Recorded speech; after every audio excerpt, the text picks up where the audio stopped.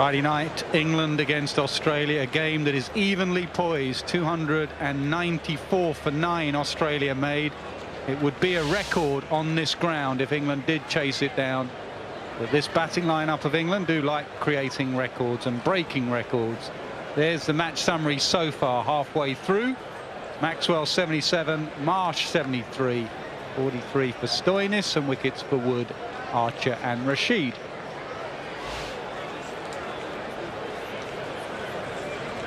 Well, they're reunited. You can only see one of them there at the moment. Jason Roy. Johnny Bairstow, I think, is just doing his laces the other side of that board. Come on, Johnny, pop up. There you are. He is doing his laces. So it's Roy and Bairstow, that combination they had at the top of the order in the World Cup. Nearly all the gang are reunited. No Ben Stokes, and obviously Liam Plunkett doesn't feature at the moment in this England white ball side. And Australia, when they get runs on the board as they have with their bowling attack, they will always be in the game. Stark, Cummins, Hazelwood, backed up by the wrist spin of Zampa and a bit of Maxwell. Marsh, pretty good bowling outfit, and they're always sharp in the field. So Rob Key, it should be a cracker. Yeah, absolutely. An excellent bowling attack, but then you have Bairstow and Roy, neither who have played a huge amount of cricket. Johnny Bairstow, T20s. He's always looked in the greatest of touch this summer. Jason Roy's hardly played at all. And those two, think back to that semi-final, were outstanding. The way they played, the defensive game, the attacking game. It's going to be on though here. There's more in this surface. That's a good score that Australia have got. I don't think there's many stiffer tests than the opening bowlers for Australia against any opening batsman.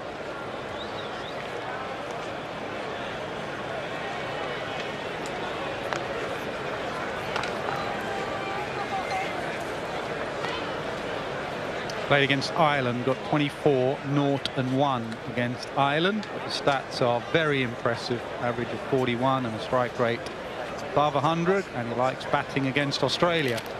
Rob Key just mentioned in that World Cup semi-final. Bairstow's been short of a few runs, got 55 tonight in the T20. It was a bit of a hack, but it wasn't the easiest of surfaces. He's a really good player, and look at those stats as well. Very impressive.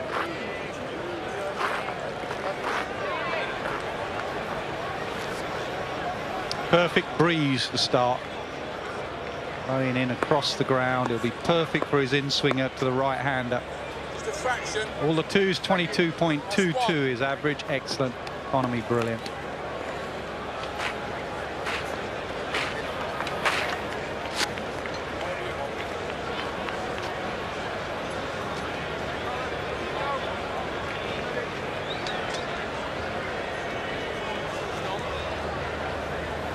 Now look at that field set.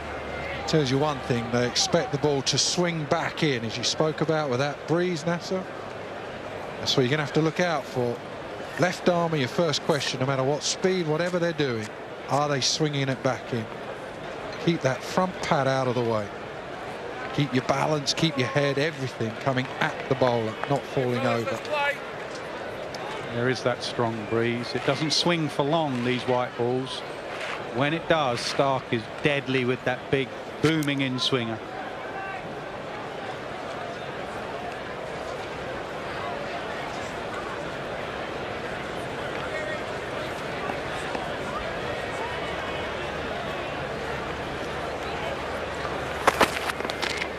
That one out there.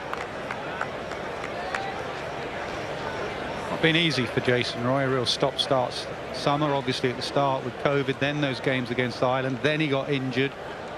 Strikes me as a bit of a rhythm player, likes to get the fluency, as opposed to someone like Owen Morgan that can just go 2 months without a hit and then come out swinging and smash it everywhere, as he has done this summer. Even Jason Roy just has to give himself a little chance, an over or two.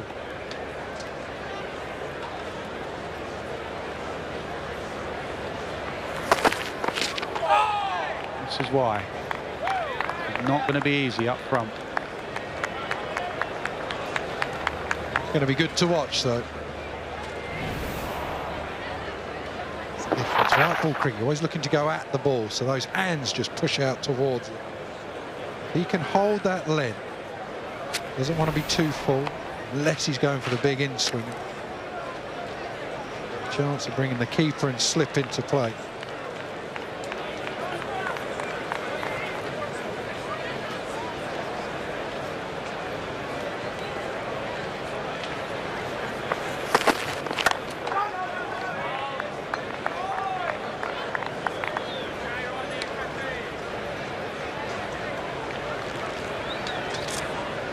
Roy struggled in the Ashes, where he was asked to open the batting and the ball was moving all over the place with those hard hands. Completely different white ball cricket.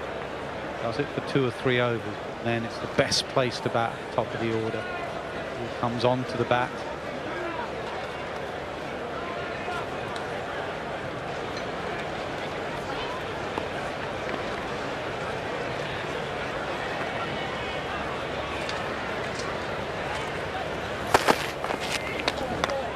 And a miss. Swings hard, Jason Roy. Missed out there. It was short and wide.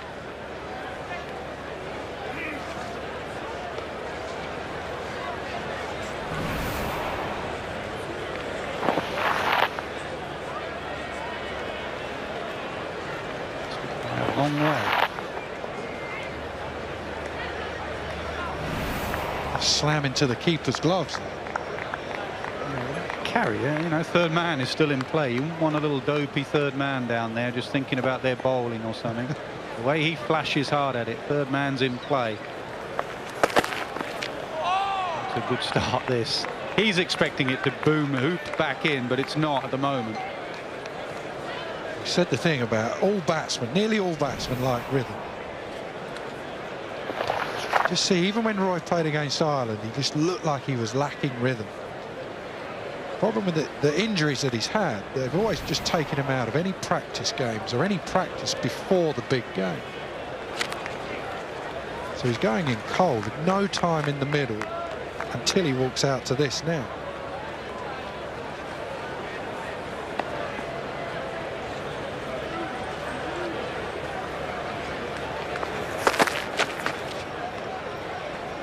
Wide, left bowl that again. Some left armers struggle. Showing Shah Afridi, Pakistan left armer. Start it on the stumps, it swings down the leg side, and then you start it just outside off stump. It goes across. The key, the ideal delivery. Really in swing from just outside off 4th, 5th stump. Can you get it right?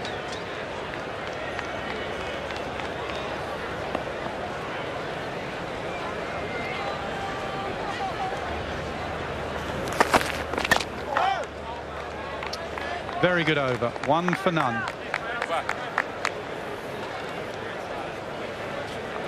Surprisingly, the way England have played in recent times, this would be a record. Highest successful run chases here at Old Trafford, Emirates Old Trafford. 286 before New Zealand, 1986 to go back to.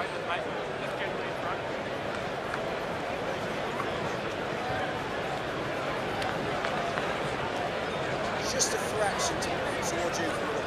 Yeah.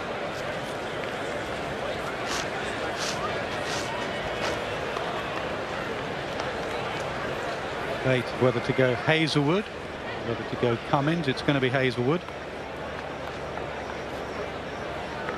So impressive stats. Economy is very good, isn't it? Under 5 in modern cricket. That's superb.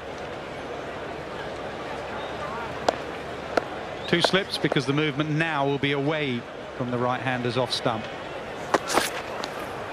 That.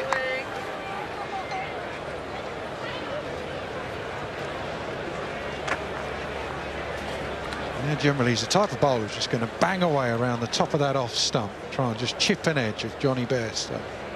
Have a look at Johnny Bairstow's bat lift as well. He's just starting it lower than what he used to. All the work he's done to try and improve his red ball game, but he's not had any opportunity to show.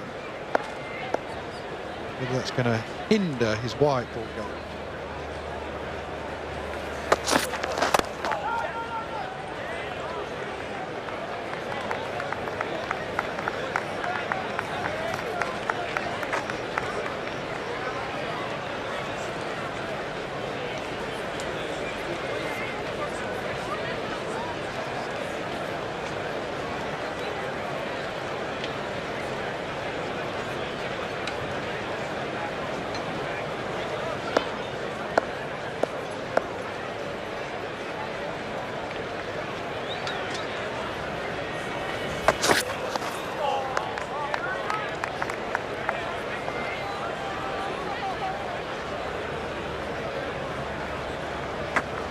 has always asked his batting lineup to be smart. He made out that Morgan has just told him to go out there and tee off, but he hasn't. He's got to be smart here, maybe give Australia 1 or 2 overs. Self in. If you're in, it's still a good pitch. Nothing wrong with the surface.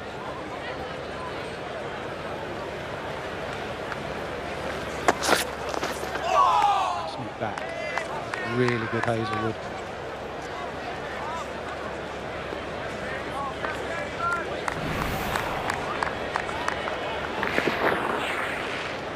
One thing you got with Hazelwood, it's a bit early now, but you pretty much know where he's going to be. He's one of those bowlers who's so consistent. Roy and Bairstow at their very best might try and take a liberty with someone as consistent in his line and length, whether it's walk down or just try and pull him off his length.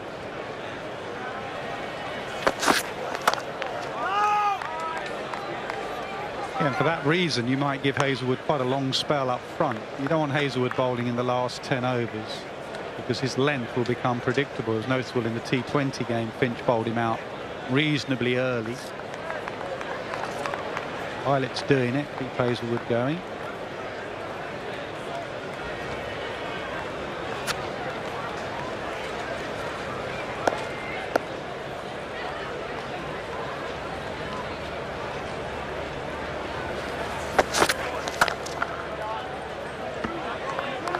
Just needed that to go through. Just needs a bit of rhythm and a cover drive and a back foot punch to get himself going.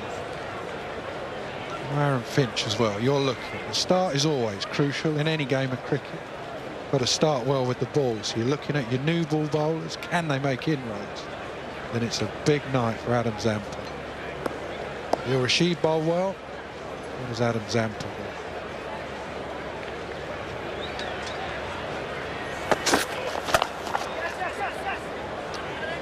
Good stop from mid-off. It's David Warner, who's excellent as ever in the field. 3 for none. What about the pitch, Rob? Do you think it will skid on? You know, middle September, a bit of dew comes down. Do you still think it will grip a bit? I think there'll be a little bit of grip. Generally, most sides like to chase. The Aussies like to have a bat.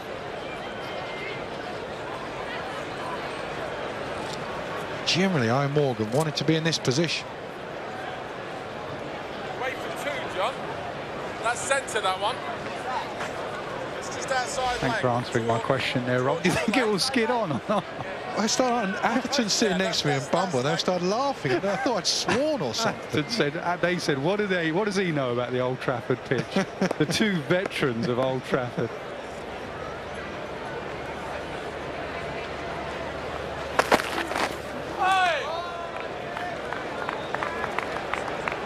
I think it will still spin. Adil Rashid spun the ball. I think this one will spin. He's trying to get it up. Looks like he's trying to get it up there to swing that back. Bairstow needs to flat that. It was so wide. He's still trying to hit that through extra cover. If he gets out that wide, play the horizontal square drive. There is Zampa. And he's been talking about him just getting it up and down a little bit more, learning from Rashid.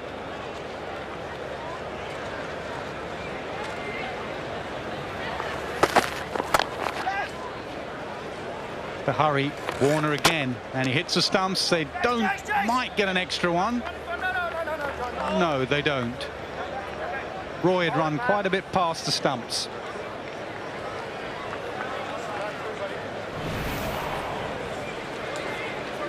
Better to be safe than sorry, but I think they could easily have come back there, even though Roy had gone such a long way past the stumps.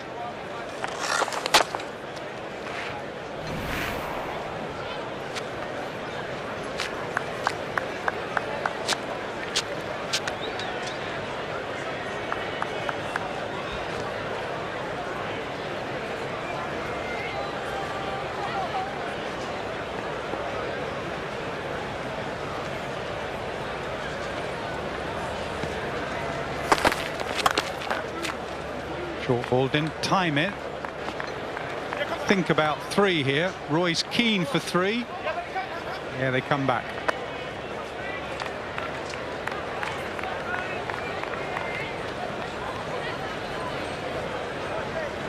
I was watching the T20 the other day.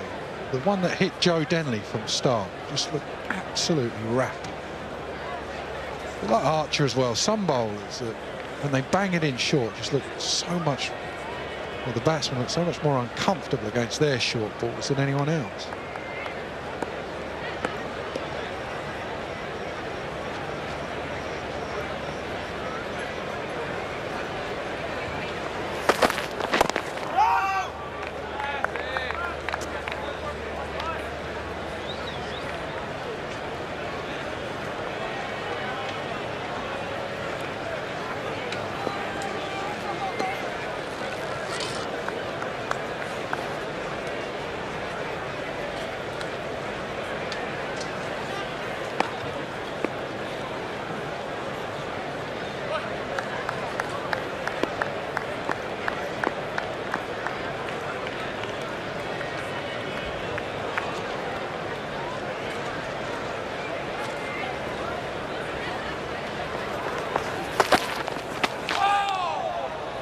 Takes good wheels.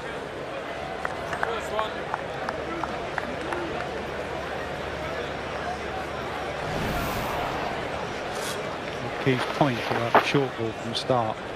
That really hurried Bairstow. It was a bit of a flap in the end. That's where Johnny Bairstow's just, if anything, got his hands a little bit low.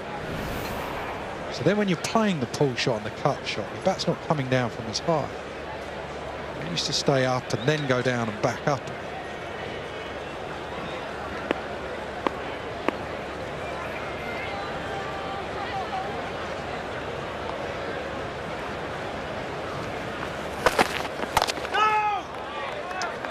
A good over from Australia and Starks. 7 for none.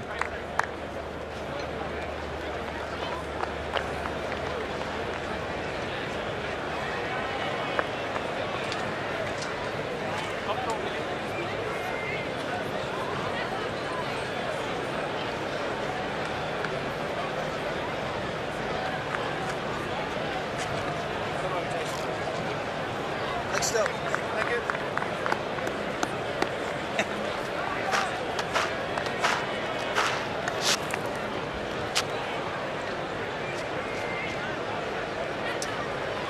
Grey skies, blustery evening, cool out there, with a real contest heating up in the middle. Quality bowling against Bairstow and Roy. Roy's up Hazelwood's end for the first time.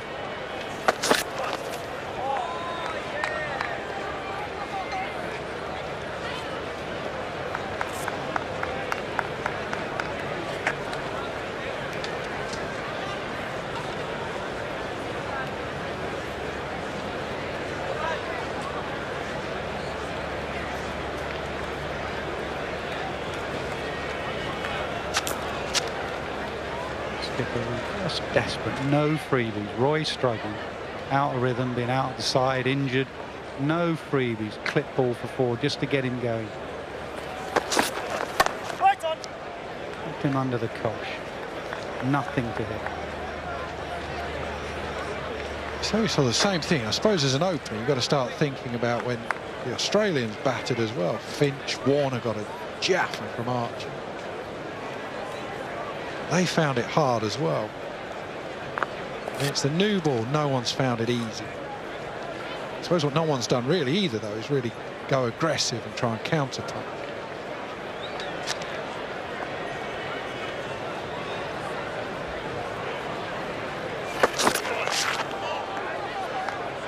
Well, that is his aggressive option, isn't it? He walks down the pitch. That one nipped back in. It's doing a bit both ways, and he's looking a bit perplexed. I think that's what every batsman does when you're struggling a little bit. You get on a surface and you just keep looking down where the ball pitched. You're slightly out of touch, even though this is doing a fair amount. It always feels a little bit worse. Well, just that shimmy, though, might just get Hazelwood thinking, might put him off his length. He's got to stick to his length. No! It's good.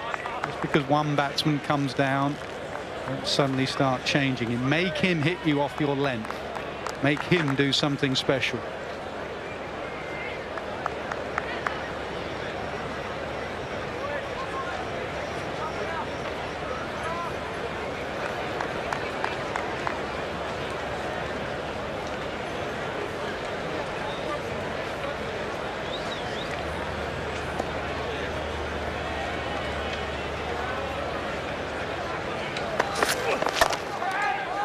In the air and gone. What a grab that is. One hand in his follow through. That's brilliant from Hazelwood. Yeah, it doesn't get much tougher than that. Head down, you bowl the ball, and then all of a sudden it's coming back at you. Not timed that well by Roy, but that still is an excellent grab.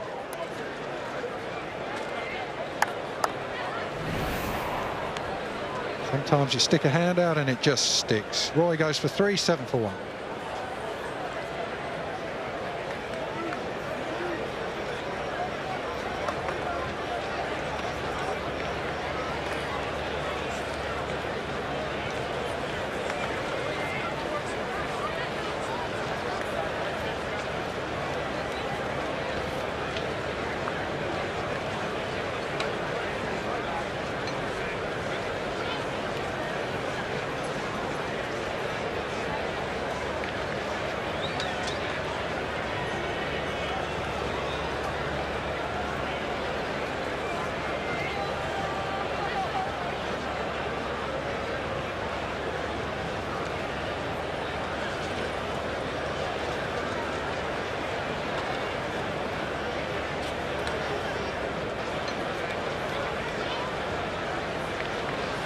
Two Yorkies in the middle. England's Test match captain Joe Root comes in at number 3. Look at that average, 51 and a bit. Strike rate's decent. He's the glue in this England lineup. He's had a couple of weeks off.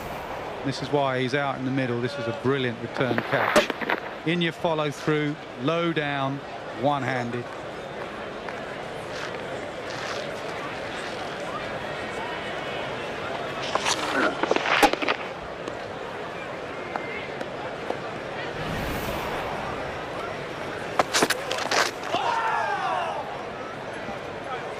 Brilliant from Hazelwood. A wicket maiden, 7 for 1.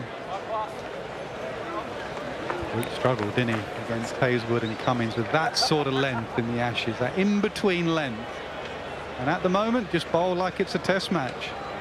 That last delivery was exactly how they bowled it in a Test match. Go on then, bowl like it's in a Test match. What about setting the field slightly more like it's a Test match?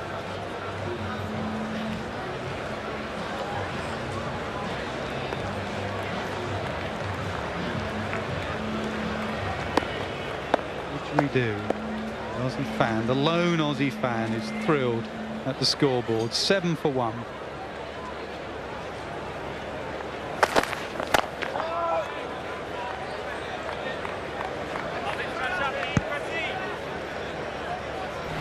There you go, full speed. This is for reactions.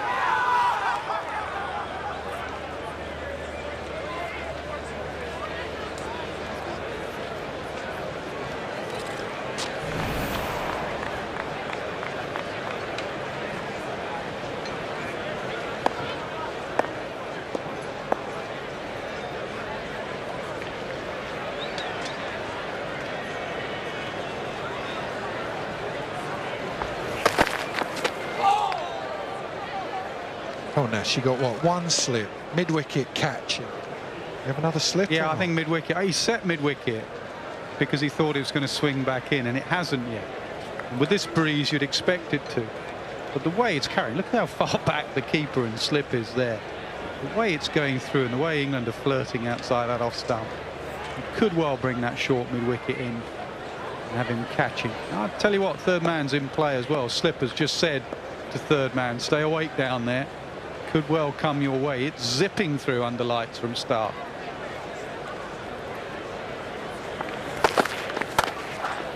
Oh, that'll ease the pressure on England and Johnny Bairstow. First short wide one, and he's put it away. Big release of pressure. I mean, they're not looking to do anything but not survive, but just want the bowler to serve them something up. Something they can just throw their hands at. That's exactly what he's given Bairstow.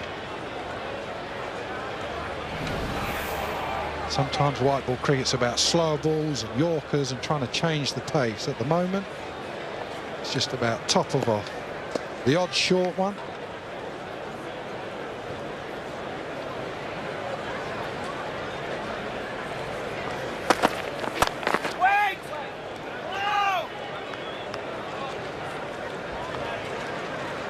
fielding again from Australia, so that's Warner and Maxwell. They outfielded England in a couple of those T20 matches.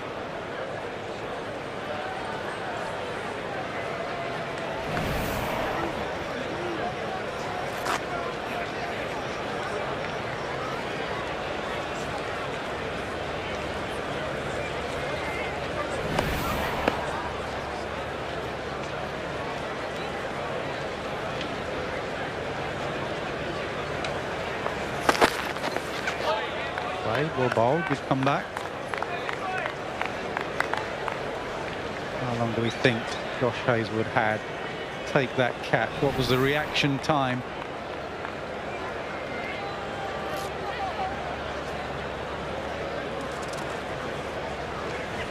Half a second.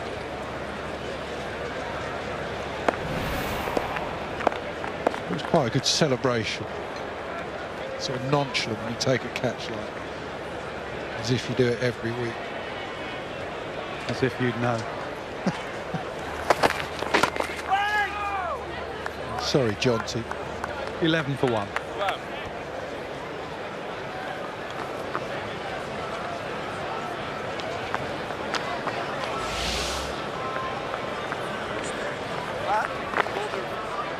Been easy at the top of the order. Middle order fired for Australia.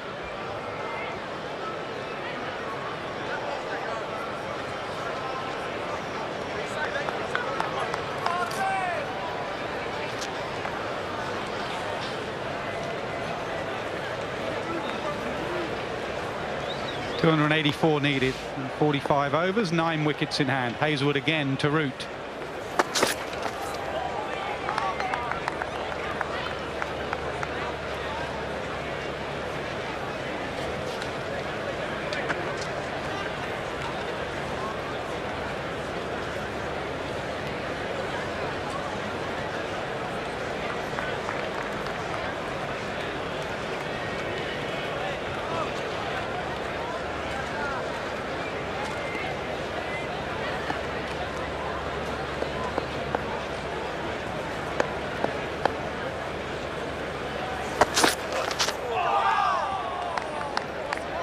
Seems to just bowl Joe Root jaffers all the time, Hazel.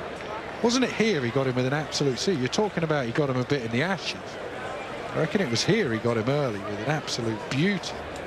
With deliveries of this length, and Joe Root didn't know whether to go forward or back, and he just kept getting trapped on the crease. LBW and bowled, changed his technique at Lords, he stayed leg side of it. Tried everything, but Hazelwood and Cummins were all over him. This is serious bowling. So he changes it now. Root comes down the pitch. See, this is where, though, you'd think surely with Finch, you could take out extra cover, have someone, not a third slip in that gap for Joe Root's rundown. So you take that away from him. That one, he just gets back of a length and he plays it late, and it just goes in the gap down towards third man. Yeah, it's not a bad shot. Sort of position you have for Kane Williamson. Just run it down. Gully's fairly fine. He may want him to try and run it down and nick it. Root has done that in the past. Like that.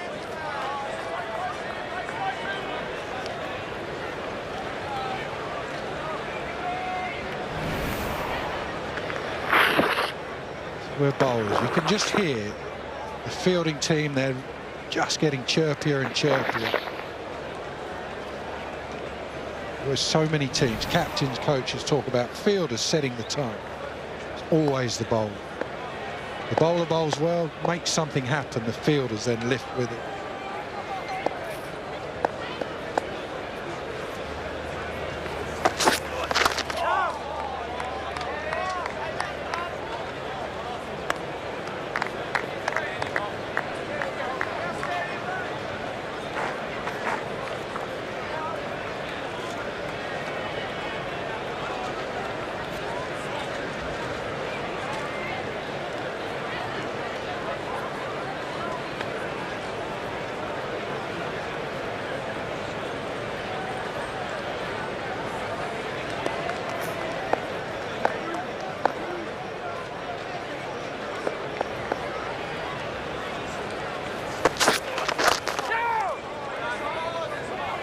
Very good from the opening bowlers from Australia. 11 for 1.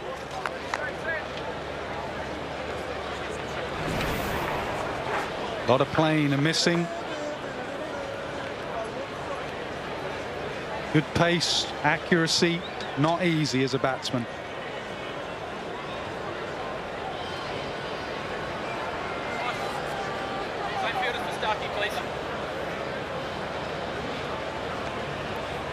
What can England do, Rob Key? Well, not a lot to those deliveries. The only thing you could do, what are you, 6 overs, 4 overs left of the power play. Now Stark wouldn't have been the one you wanted to do with that short ball. You're not necessarily going to run down at Stark. But whether you just say, for Johnny Bairstow, do you look to survive or do you look to counter? Cummins may be the man to do it. No looseness. That's what Finch will be hoping now. We got pressure. Pat Cummins, exceptional bowler, but no looseness. What a single. And that battle between Cummins and Root. Kick off again.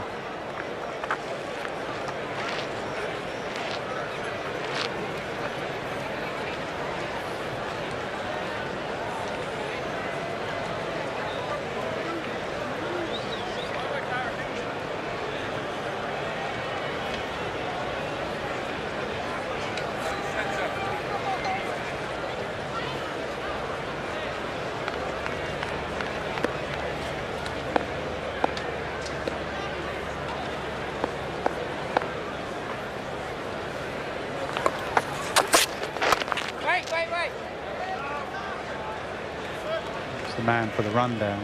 Just moved Gully finer. It's arguably one of their better fielders, if not best fielder. Maxwell, he'd be pushing it with Warner as to being their best fielder.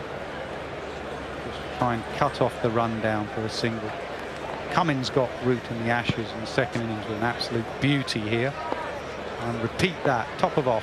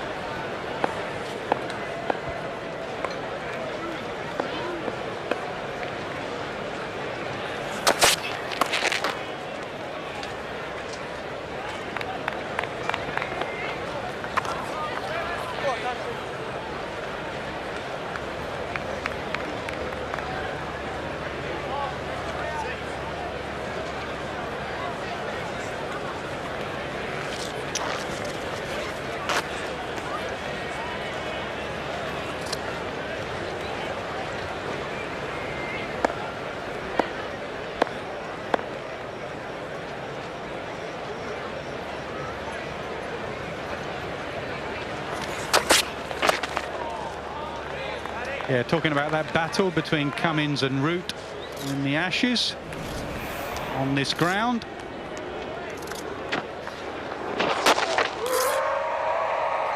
Oh, the pearl. What a format, you remember those things.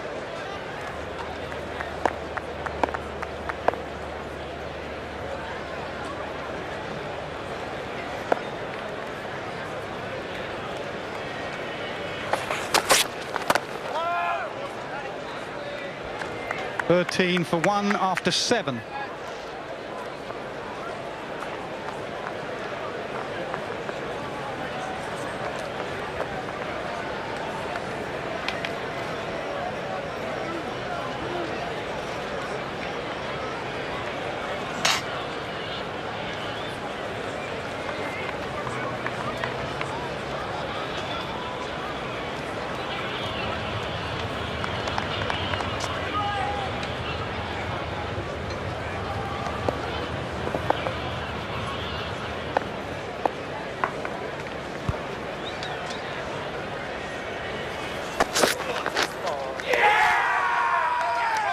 Got him this time.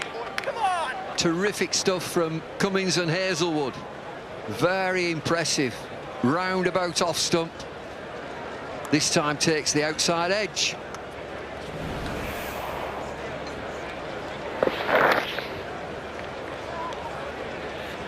He sat in there at decent pace, high 80s. Fabulous figures. He's been all over Joe Root as Hazelwood. Root's gone for one. England, bother bother, 13 for 2.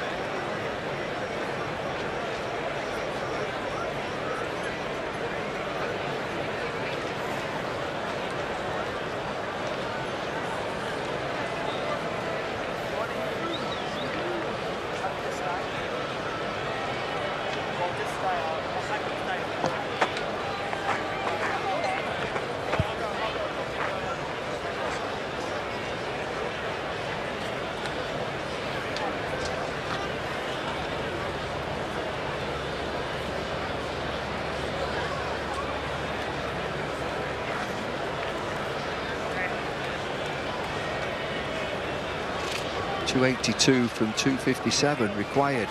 Brilliant start by Australia's opening bowlers. England 13 for 2.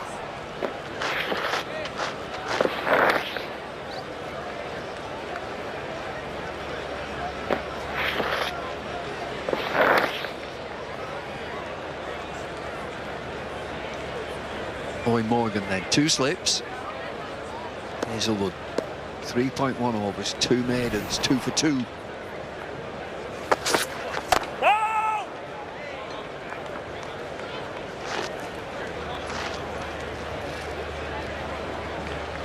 Well, there aren't many occasions as a bowler in white ball cricket you're desperate to get the ball in your hand. This is one of them. Australia have been fantastic with this 2 new balls. Just holding length, making the batsman come forward. Really good time to bowl. 2 slips, attacking Owen Morgan, knowing he's such a crucial wicket.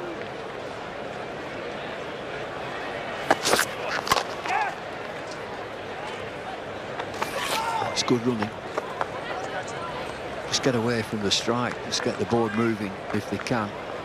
So line and length from Australia has been terrific. 3 quality bowlers in Stark, Cummins and Hazelwood.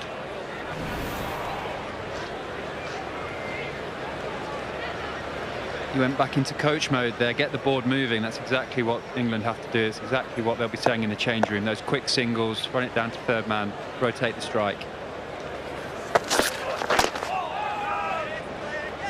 You're always wondering about under lights. The lights have really taken effect. Looks as if it's coming on a touch quicker from the pitch. So Australia's 294 for 9. It's looking a really good score, but it's the examination of Australia's bowlers. They're absolutely on the money, bowling a brilliant length.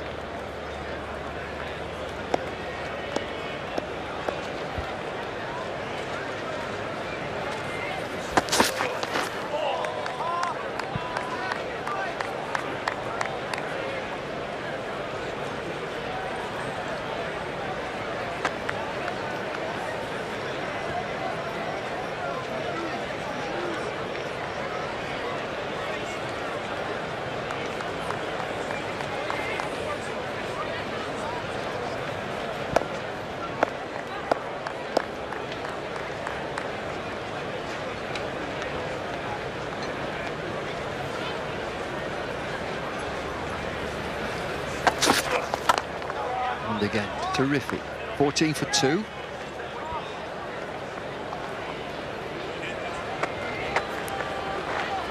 What about this length, Stuart? Yeah, it's almost test match bowling, isn't it? 78%. I mean, both Hazelwood and Cummins are world-class test bowlers, and they're just using that experience of the red ball cricket into this white ball. We talked earlier about adjusting to conditions, adapting to what comes to you. England were brilliant at the death bowling slow balls into the deck. Australian bowlers here have realised if we wobble the seam into the pitch hard with these harder balls, we can get the edges, create chances, 2 slips.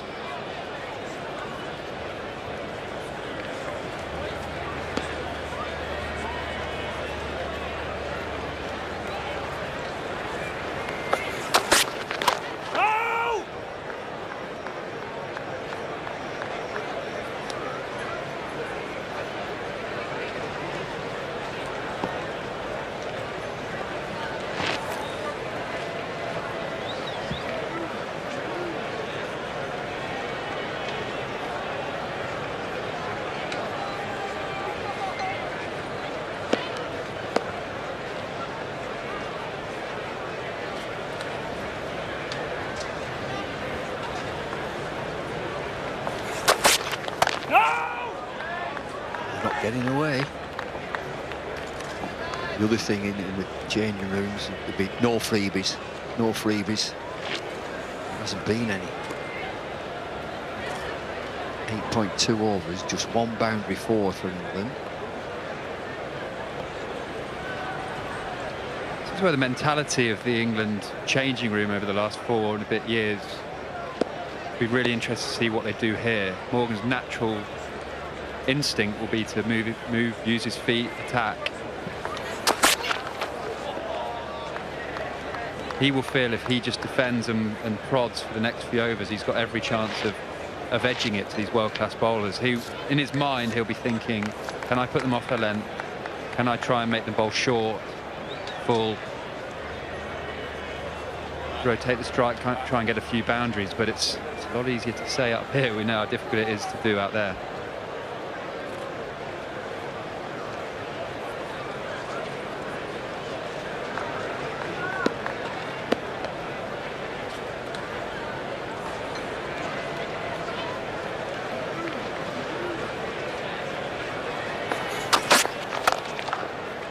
That's a lovely shot. Just get away down the ground. The other thing, what's impressive from Australia's bowlers, when they saw that pitch map, all 3 bowlers have just hit the length. There's no slower deliveries. Just disciplined bowling. It's slightly over pitch, thank you. It's a beautiful cricket shot. The bowler hasn't actually done anything wrong there. You much prefer getting driven in conditions like this than cut and pull. Expect things to go there again.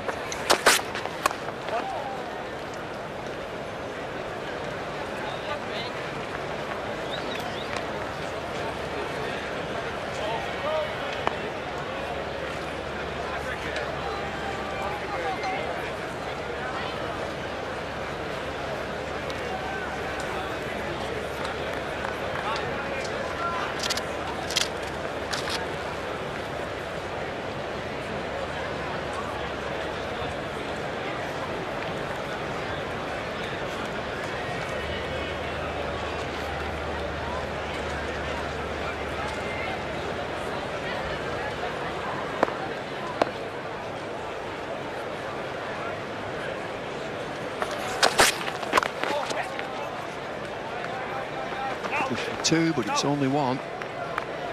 End of the 9th over. England are 20 for 2.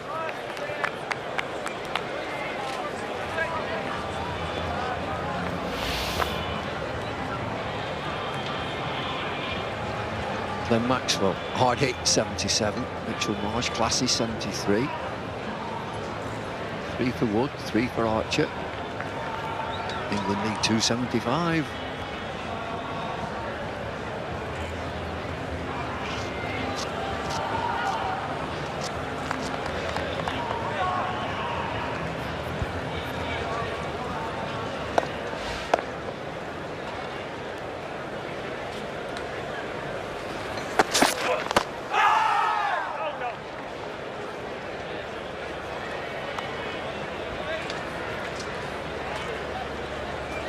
Expect Hazelwood to bowl a long spell here. There's no point holding too many back with such great death bowlers in Mitchell, Stark and from Cummings when conditions are suiting a bowler as they are, like Hazelwood here. There's no problem giving him 6, 7, 8 overs to try and break the game now.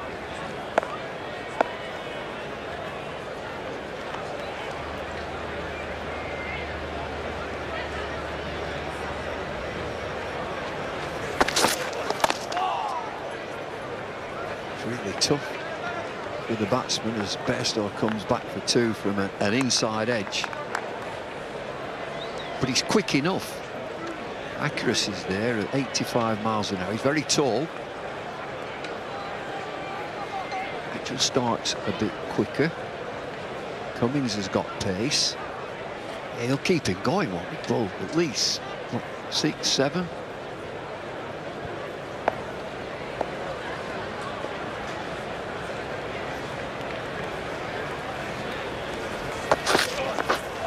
Ooh. Too tight. I was just thinking that it's just wonderful watching world-class bowlers like this perform. Just challenging the batsman all the time. I know white ball cricket,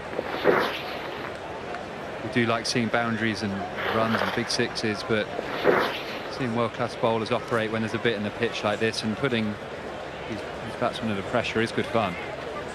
See how Hazelwood wobbling the seam, looking for nip, not looking for swing. Allows him to bowl a slightly heavier length, not getting too floaty and full. Johnny Bairstow's worn one there.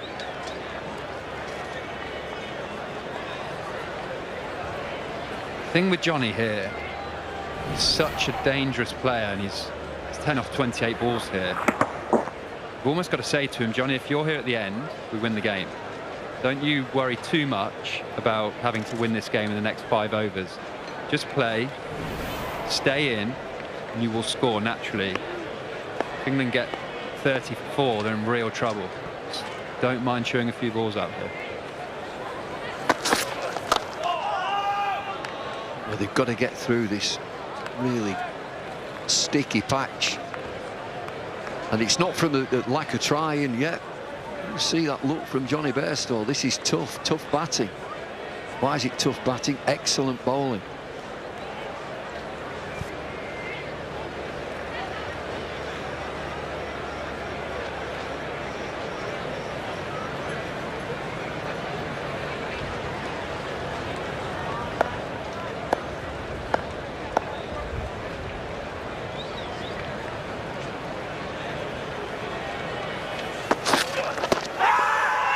What does he think?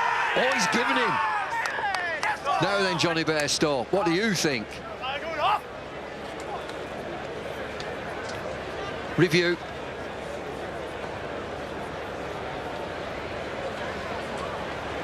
TV umpire to director, we have a player review for LBW. On-field decision is out. It's a fair delivery. Can we move on to front on spin vision, please?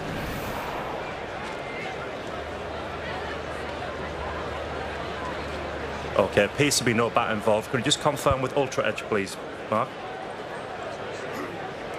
Pulling through to the pad, please. Yeah, all the way through. Okay, clear daylight, so ball tracking when available, please. Ball tracking coming up now. Pitching outside off, impact in line, and missing the wickets, Richard. So I'll get you to overturn your decision. I'll let you know when you're on screen. You're on screen now, Richard. Good review.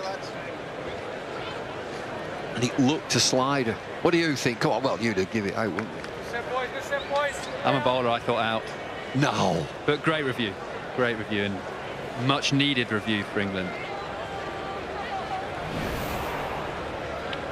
Wobble seam, it just nips just too far for an Aussie point of view. Great English point of view. Disbelief on Josh Hazelwood's face.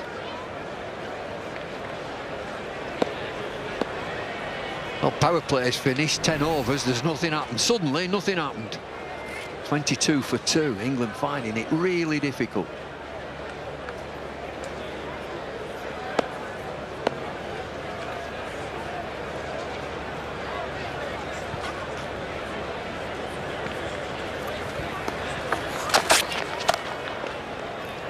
Pull shot, thrilling shot, dramatic shot, one bounce 4.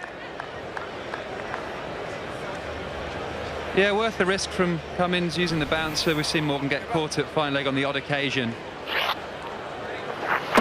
He wasn't thinking it was 100% going to get a wicket, but he was thinking, let's try and change the momentum, let's try and change the movement of Morgan by using a quick bouncer. But Morgan's too good there and pulls it away for 4. So, Stuart, as soon as that shot's gone, field's changed. Second slip, the tracking field comes out to mid-wicket, and another boundary fielder leg side.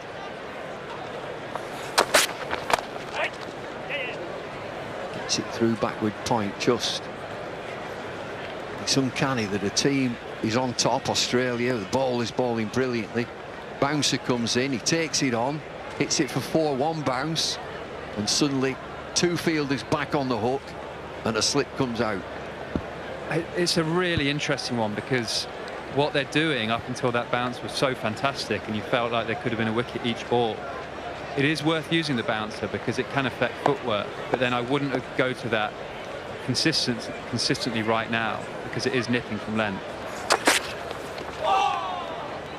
That's your length, and they've stayed in there. Of course, get your bouncer in there, and fair play, played it so well.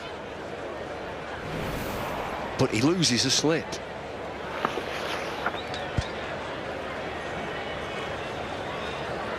Still feels like 2 slips to me. Still feels like he can get the edge, and I know this England team back deep, but one of Bairstow and Morgan exposing that middle order to these bowlers fresh with harder balls. It's worth the risk keeping that slip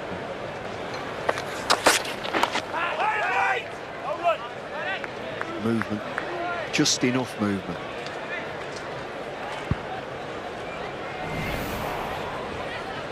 Just the look on Johnny Bairstow's face at these deliveries, and he sort of looks at the pitch suspiciously. Just got to stick in.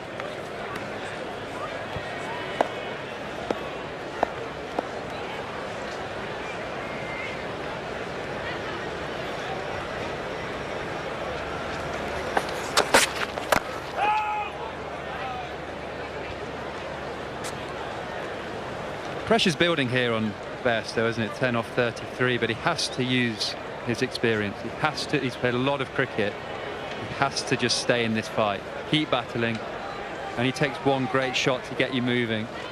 He'll catch up the run rate. Just has to use his experience. Those 27 dots are hurting him at the minute because he will feel this pressure. This is where experience comes in.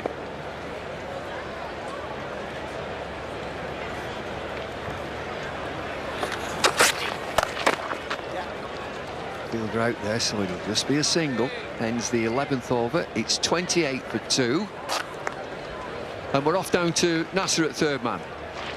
Yeah, Bumble, we've seen at times Owen Morgan change his technique against the quicker bowlers. He did it in a World Cup game at Lords against Australia last year, and it brought about a couple of comments from a couple of ex-players, actually.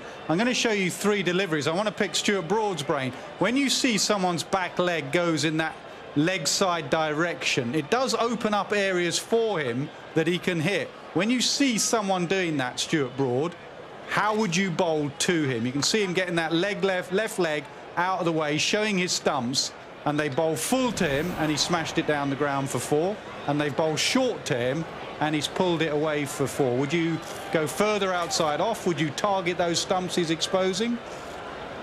We saw Warner do a similar thing, actually, and in my opinion, it's Owen's looking to open up the offside for a bit of width to create a boundary option. So as a bowler, I would be, instead of thinking pitching it on off stump, going away from him into 4th, 5th stump, I'd be considering trying to pitch it on middle and leg to cramp his space. He wants to free his arms and hit through the offside. So pitch it on middle and leg, still going across him to get him playing with a straight bat. It is worth using the bouncer. I'm not against that, but I wouldn't go to a bouncer field and target him there with it nipping like this. And Morgan needs to just get into Johnny Bairstow's ear, stick in. You've got to stick in. Here he comes.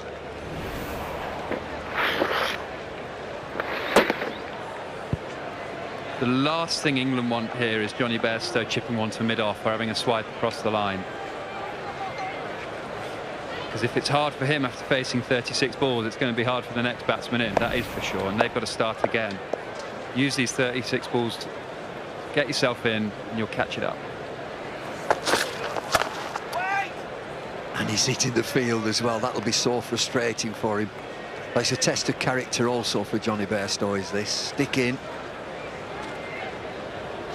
It will get easier. Cricket balls will get older, get more used to the light.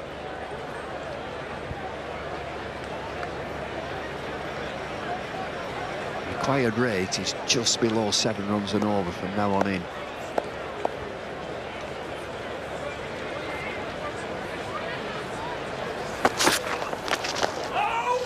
He's won another. Just played the shot too quickly.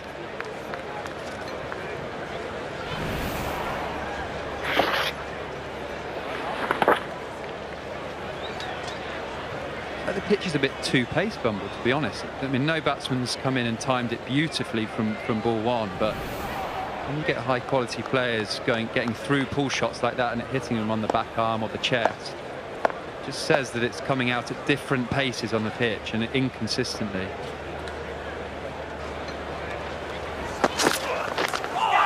It's through again.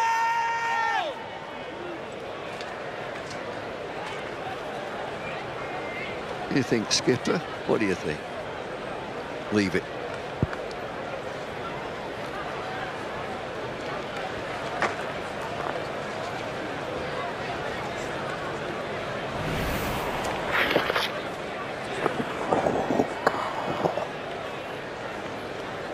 Many times when I think white ball cricket, I say it's a batsman's game. It's a bit like a bowler's game today, doesn't it? Right now.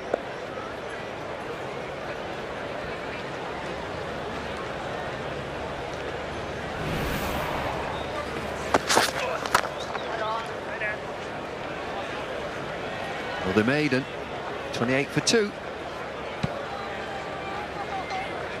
Hazelwood, 6 overs, 3 maidens, 5 runs, 2 wickets.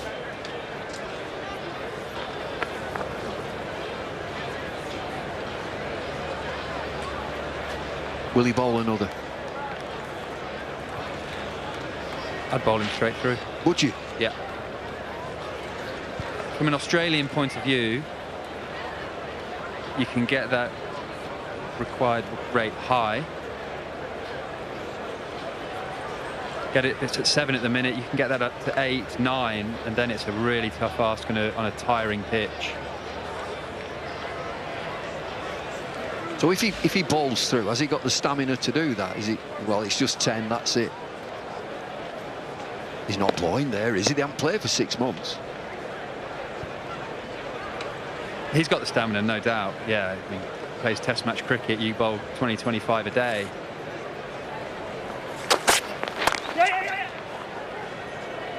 Oh!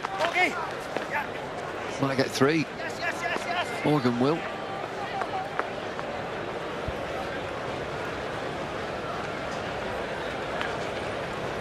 Little moments like that can just change momentum in games like this. Little mistake, obviously David Warner didn't mean to miss that ball, but he's attacked it, it's just gone under his hands. But little mistake like that, the bowler can get a bit frustrated. Left hand, right hand, now changing the angle and just release a little bit of pressure. England will hope. Well, a brilliant fielder, he got a handful of fresh air there. Oh, give over.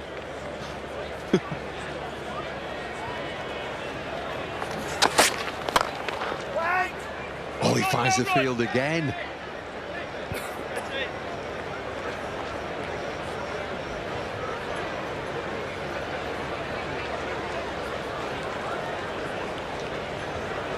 Just heard Morgan, captain, on the stump mic there saying shot blue. That's his nickname. Just reminding him that he's done his job there. He's played a good shot. Might be a dot ball, but he's got in a good position and made good contact. Don't need to chase the game just yet. Just keep doing your basics well.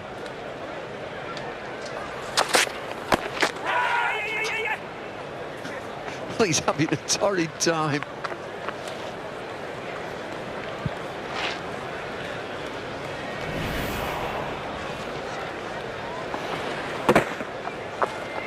He'll have some bruises tonight, won't he?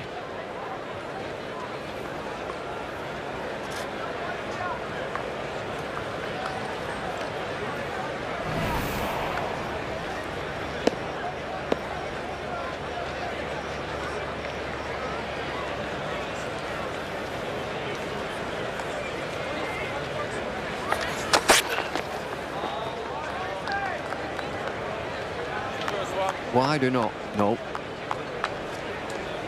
First bouncer.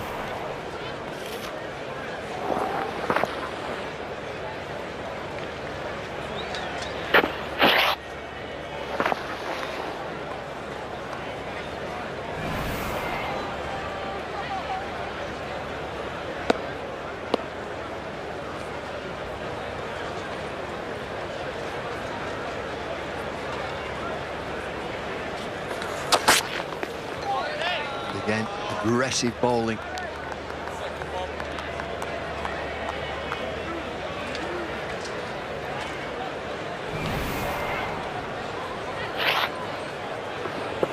These quicker bowlers, he's going to get his share, Owen Morgan. He played a beautiful hook shot, but now there's two fielders out at deep fine leg and deep backward square leg.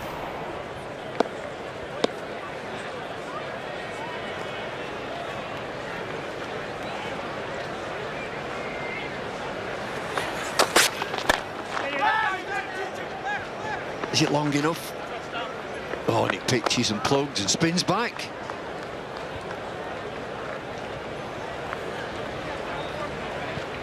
"13 overs, 34 for 2.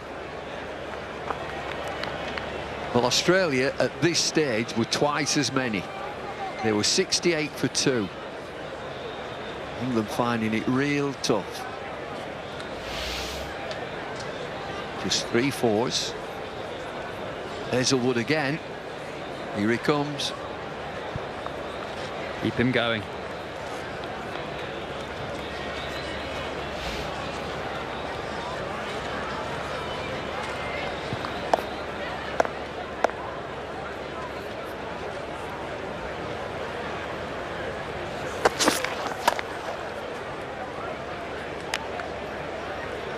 He'll feel better. He gets one away.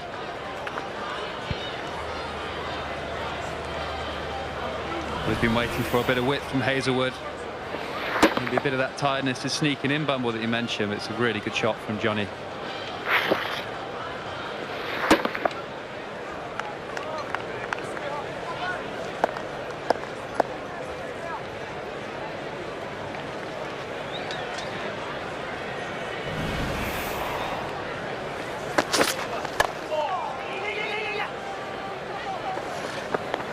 Picked his field at start, was just hanging back there. Morgan 16 from 13. Johnny Bairstow 17 from 44. Just got to get a few away, England. Just make Aaron Finch just think about his bowlers. Morgan used his feet the last ball, the last over. I just wonder if he'll start trying to put the Australian bowlers off their length now. He's good at dancing and trying to hit straight. And also when you use your feet coming forward, when the bouncer comes, you can react and pull.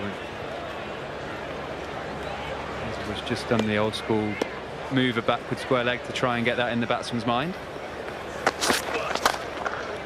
You're dead right. He skips down the pitch and he really slaps at it. It's gone all the way. Oh, that's a smack. It's a huge hit to that boundary from Morgan. He's just showing signs that he wants to start putting the pressure back on the Australian bowlers, and this is the way he does it. Uses his feet, great base. It's fantastic hands to open the ball up over long off.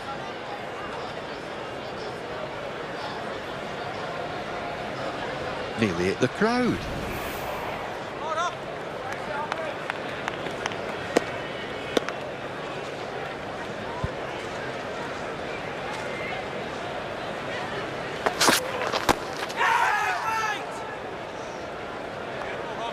That's 6. It looked like there's a chap in the crowd.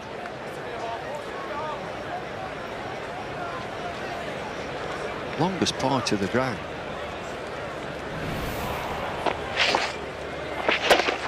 Oh, I see it here.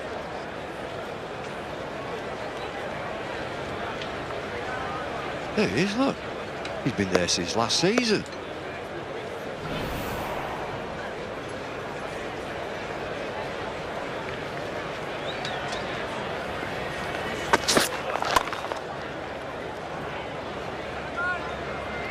And he looks busy, Morgan. Trying to get things moving.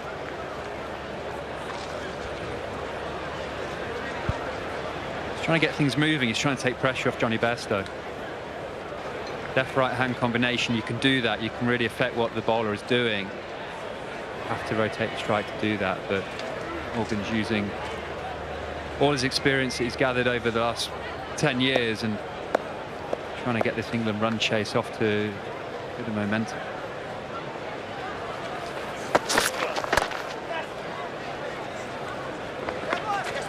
Get two here.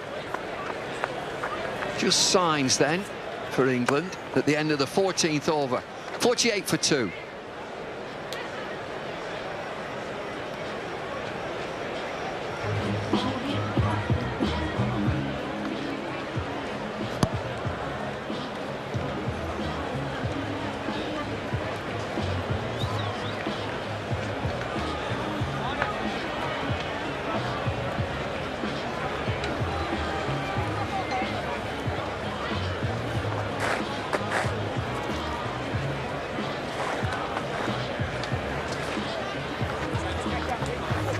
Centre.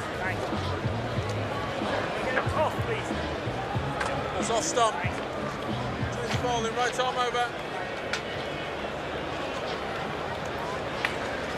Well, it's been a fascinating first 14 overs with excellent seam bowling from a combination of Stark and Cummins and Hazelwood. Bowled brilliantly between them. A couple of early wickets and England under pressure. Bairstow has been really hanging in there. He's in no kind of form at all, but he's still there on 19, and Morgan has tried to counterpunch and has made a brisk 23 with a couple of fours and a 6. About to get some leg spin from Adam Zampa, who's going to play a key role as Adil Rashid did for England in the middle overs. I think this is a key half an hour here, Michael. How will Owen Morgan and Johnny Bairstow go against Adam Zampa? What will their intent be? We've seen Morgan's intent in the last 10 minutes or so. Felt he had to up the ante. Try and take the leg spinner down early. Don't let him settle.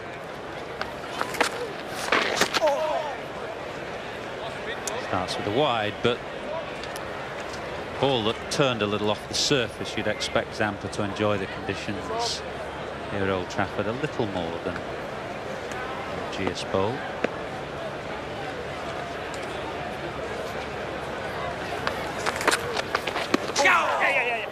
Spun again. Morgan came very early then. Zampa saw him coming. Almost snuck it past him down the leg side. Yeah, it wasn't a subtle one, was it? He was charging.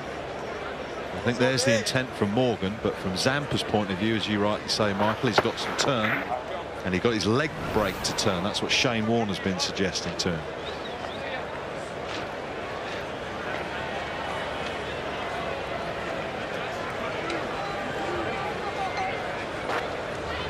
Brought up the 50, that leg by 50 for 2 after 14 overs and 1 ball.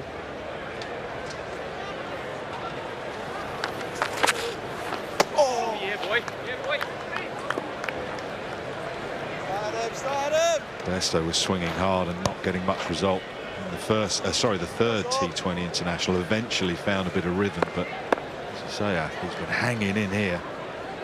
19 off 46.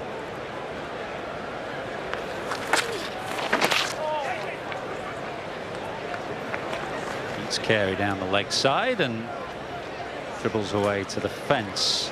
Came off thigh pad. So leg bye is given by David Milnes.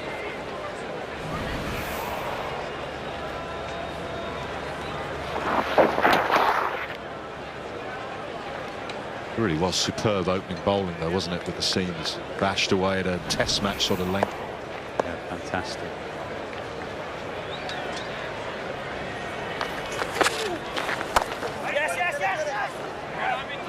It's really what Australia bank on. They bank on getting a competitive score. They don't bat like England trying to smash 350 or 400 in the bat first. They back their bowlers to take wickets and defend a total.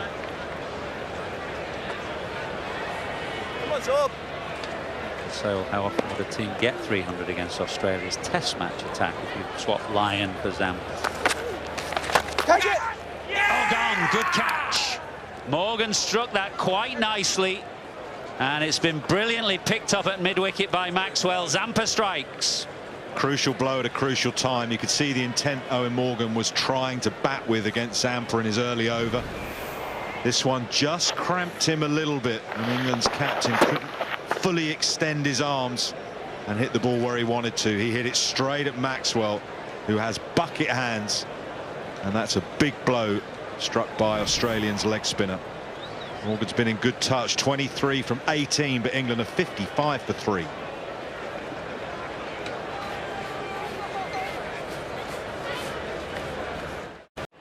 Bairstow, Butler. Could say the B team, but more the A team really in one-day cricket of recent years. Joss Butler, fine touch. Bairstow hanging in there, 20 from 48. England need a partnership much in the same way that Australia needed one between Maxwell and Marsh.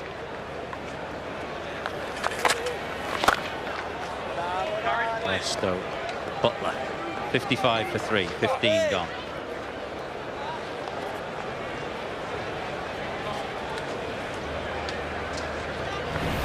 Well, he looked in decent touch at England's one-day captain. Well, that one came out the middle of the bat, but he just got that little bit cramped, so he couldn't place it.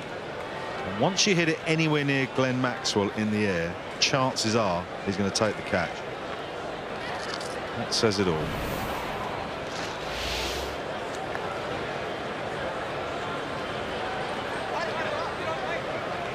Australia got what they wanted, 3 early wickets in the first 15 overs, an early confidence boosting wicket for the leg spinner Zampa as well.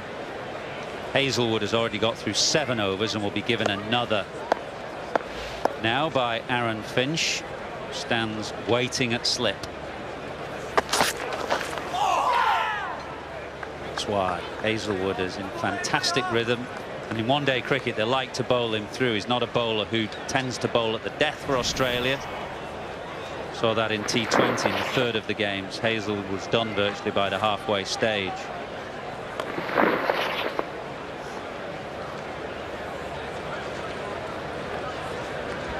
Just about where he bowled in a test match, really. Not much difference at all. A couple of bouncers to keep the batsman honest, and hammering away on a length. About 4th stump. Just there. A couple of things on that. Quite significant movement Hazelwood has got from that excellent, immaculate line and length. Considering this is a white kookaburra, we don't normally see that movement certainly continue into over 16. But also when you look at that pitch map, you had Bairstow and Roy at their absolute best, say as they were in the World Cup last year. You'd think one of them might have been able to have pulled him off that length, done something different. Short arm jab from Bairstow, or whack over straight mid-wicket from Roy. They haven't been in the best of touches. Hazelwood has just plugged away. Brilliant ball. Yeah, Roy is short of cricket, isn't he? Played those 3 games against Ireland.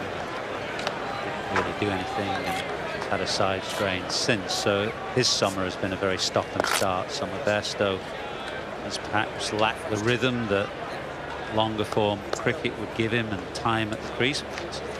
Same for everybody, of course. We're up against some serious bowlers here. Found their groove quickly, rhythm at Old Trafford. Full of confidence. This is a big wicket, man who is in prime form. Perhaps unlike Bairstow and Roy, right at the top of his game. Just as an aside, and a bit of a footnote now, were you surprised that Finch didn't unleash Stark on Morgan when he was in? Yeah, I mean, it's worked, hasn't it, now that Zampa has picked up Morgan. He's got plenty of overs from start left up his sleeve, but I wondered whether when Morgan came in whether he might of a burst from start, but what he's done, of course, is just give Hazelwood a long ball. Late over now. Getting reshod.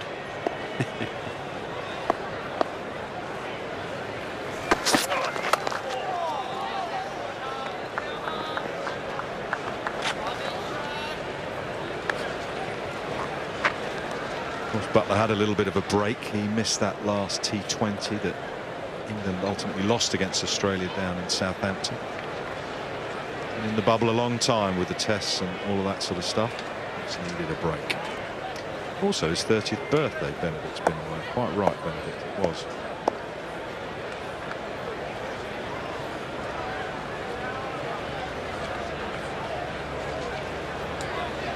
Less than 6 people, I'm told.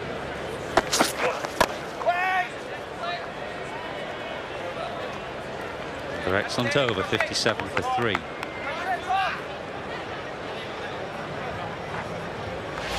Well, superb figures for Hazelwood, 2 for 21 from his 8 overs, just the 3 for Mitchell Starc, so plenty up his sleeve. 4 for Patrick Cummins.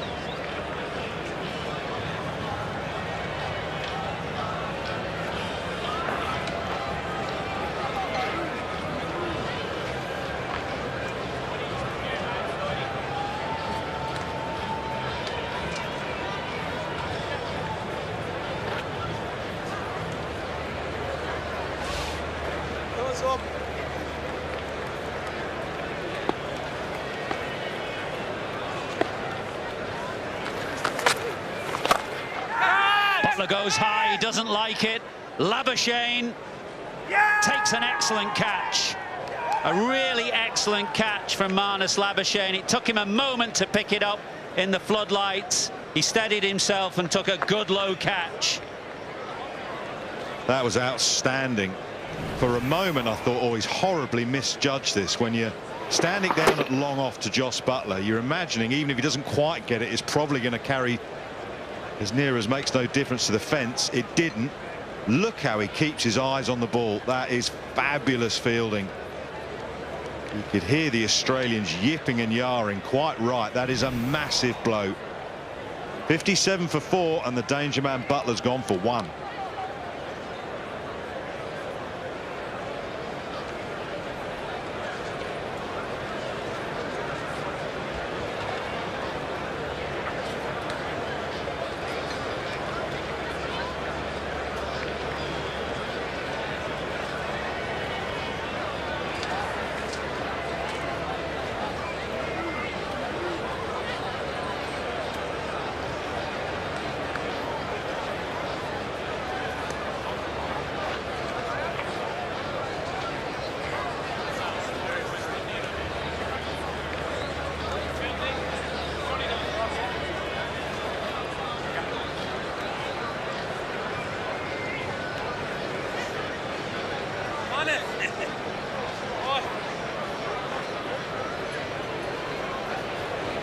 Australia well on top here at Emirates Old Trafford. They've posted 294 for 9 in their 50 overs. They've got England on the ropes. 57 for 4. A key wicket has just fallen, that of Jos Buttler. The moment he hit this, watch his reaction. Oh no, he knew it straight away. What he didn't know was whether Labuschagne was going to hold his nerve under the skyer. He did so brilliantly. Quality ball from Zampa to Bairstow. First delivery after the wicket ball. Magnificent the way Labuschagne kept his eyes on the prize.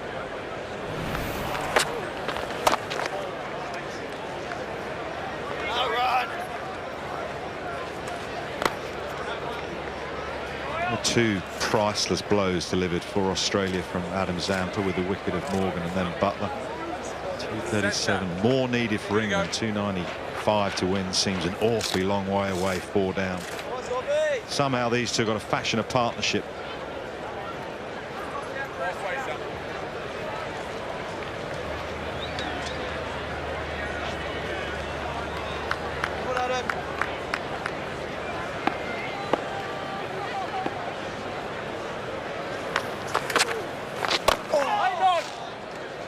terrific opportunity for Sam Billings, who's not necessarily had masses of them in 50 over cricket. Now as we start the run towards the 2023 World Cup, we'll be looking to make his mark. Googly inside edge, I think. Milnes umpire, Milnes unmoved. Well, he does attack the stumps, Adam Zampa. I've seen him turn a couple of leg breaks, mainly to the left-handed Morgan, a little bit leg side-ish, but he does attack the stumps, gets the ball underneath the batsman. Finch doesn't want to take that chance. 2 reviews, remember, in this ODI.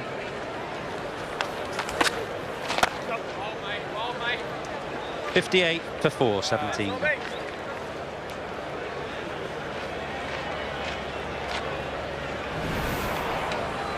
Worth having another look at this googly from Adam Zampa, an inside edge spotted by umpire Milnes.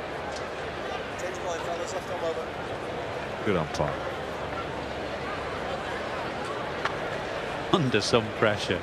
Tremendous appeal it was from all the Australians.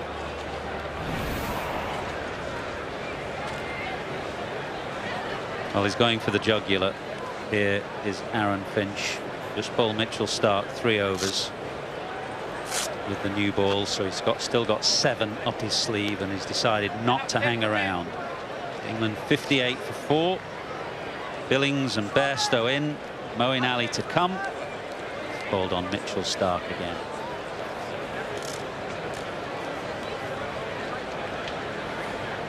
It was insightful, that graphic that we put up when we came on air with Stuart earlier, Michael, how many deliveries Mitchell Stark regularly gets 90 miles an hour and above. Yeah, keep an eye on the clock, but that's about 88 miles an hour. He's at the other end here. Naturally, the new pavilion end is the end for a left armour with the breeze. Stark's coming from the old pavilion end, James Anderson end. You'd expect him to just push the ball across the right-hander here with the angle. The ball is a bit older and the breeze, and that's why Finch has got to slip in.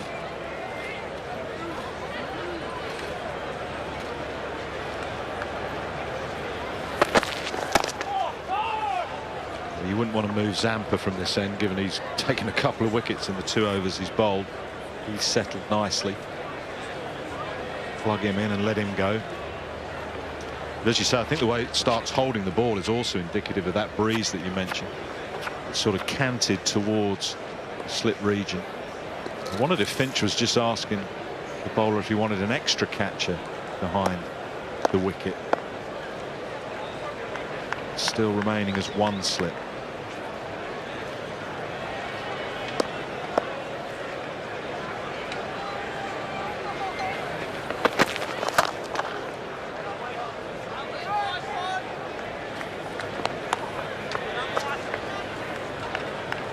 Just coming up to 20 to 7 local time here in Manchester. It feels later, looks later, dark surrounding the ground here. Bumble's just piped up from the back. It's lovely. It'll be a bit fresh when you're presenting the closer at about 9:15 tonight in that wind tunnel in the stand. Don't worry about me, Michael. You just worry about finals day on the 3rd of October at Birmingham.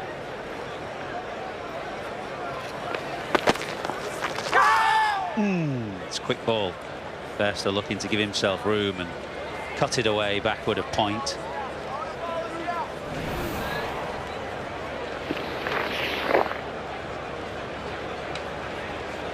He's really out of nick, isn't he, Bairstow? He's just hanging in for dear life, really. He's played and missed so often this evening, but sometimes it could just take one ball, one shot that comes out of the middle of the bat, one crisp boundary, and things can change.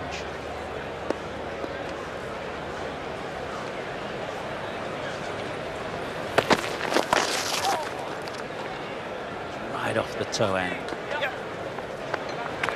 Sure he's located the middle yet. It's very rare that you see in a one-day international Johnny Bairstow with a strike rate of 40. 4 not out from 59. Granted, there's been some exceptional bowling from the seamers and from Adam Zampa, but you're right, he just hasn't found his rhythm. Mind you, one shot brought him a bit of fluency in that third T20.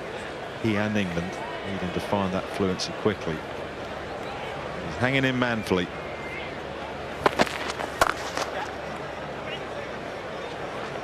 Only one. 3 from the over, 61 for 4. Nice.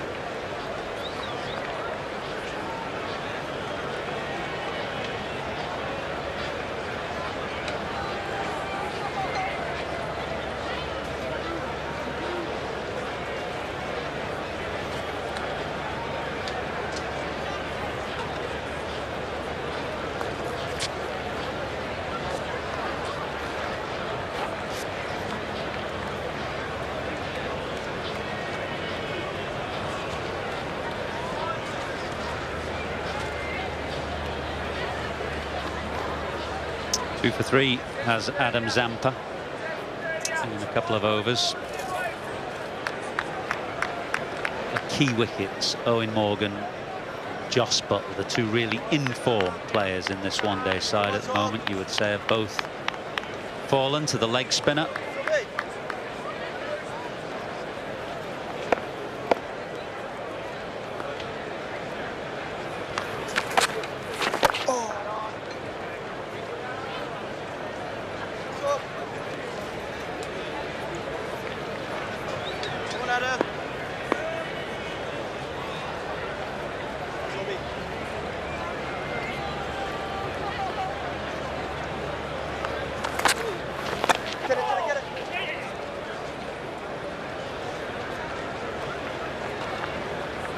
Mentioned finals day. What was that year you did the presentation in the teeming rain? It was 2 or 3 years ago. I think it was the year was it Worcester? I can't remember. Drowned rat. We've never had finals day go into the reserve day, have we? No. Started Praying way back in 2003. Your chances this year, though, Michael, into October. The blast, the Vitality Blast, of course, ongoing as we go through this one-day series. Games happening right now, up and down the land. Fantastic, really, the amount of cricket that we managed to get in. It looks like we'll get the whole of the men's international season done, albeit behind closed doors. There's been the Bob Willis Trophy, the finalists of which are Somerset and Essex. Finished, of course, 1 and 2 in the championship last year. They'll have a final at Lord's. The Vitality Blast finals day will be on October the 3rd. Outside the line.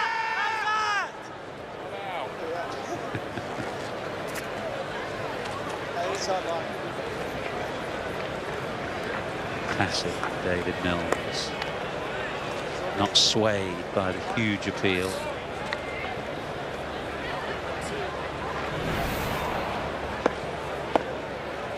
Don't mind giving them out on the sweep on tyres, but Bairstow was well outside the line of off stump on that occasion. It was a little straighter. I feel as though the pressure is building on Bairstow. 26 from 64, strike rate of 40. As Ian Ward mentioned, 88 minutes of real hard struggle.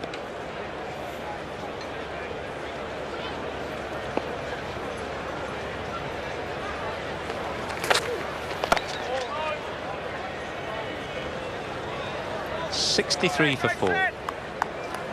You mentioned getting the men's international season done, and some of the domestic. West Indies have ridden to the ECB's rescue again in women's cricket, because the night side are going to take on West Indies women in 5 T20 internationals that will be played in Derby.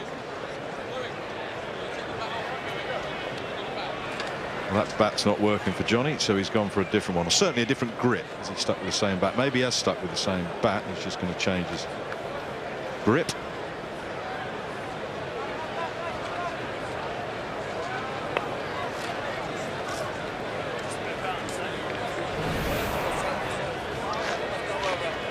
just for the LBW. Passioned appeal, really outside the line of off stump where the ball struck Bairstow's pad. So another good decision from David Mills.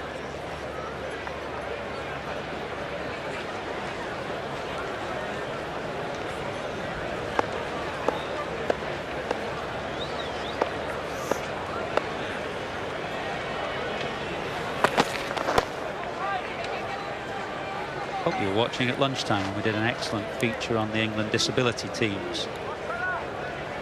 One team of which played down at Arundel recently against the Duke of Norfolk's 11. Just a note that the England physical disability team is taking on a Lord's Taverners 11 this Sunday. Tring Park Cricket Club, 1 o'clock start. Spectators welcome. Small groups, one assumes, and socially distanced, but welcome. And to see those inspiring cricketers, Tring Park Cricket Club at 1 o'clock is the destination.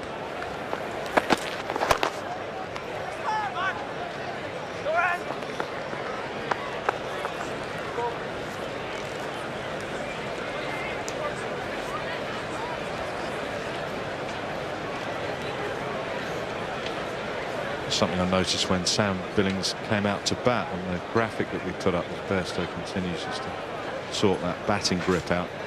His 19th ODI. He seems to have been around the England squads for years. Well, that was my point really when he came in. I said, you know, he's not had huge opportunities in 50-over cricket. As you say, he's been around the England team a long time, debuted 5 years ago, but the one-day team has been so settled, so hard to get into in that 4-year build-up to the World Cup. Opportunities limited. He wouldn't have wanted England to be 4 down in double quick time, but it has presented an opportunity for himself now, just to show what he can do. In this team, opportunities come around rarely. You've got to make the most of them. Well, he also had that terrible shoulder injury, didn't Yeah. he, that he picked up that kept him out for many months.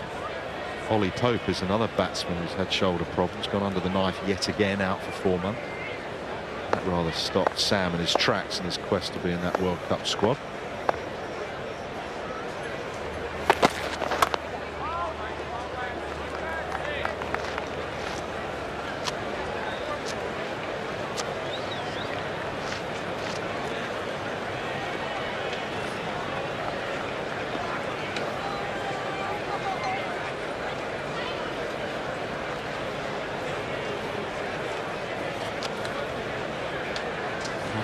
Maxwell give Aaron Finch plenty of options and flexibility.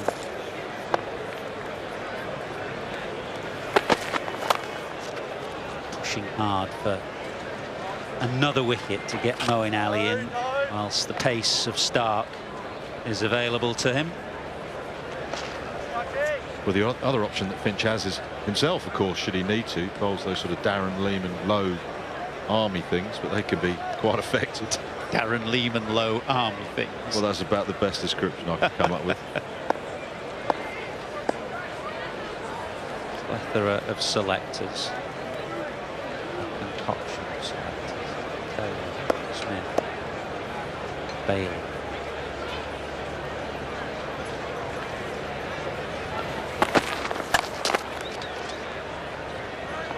It away, but a little high on the bat.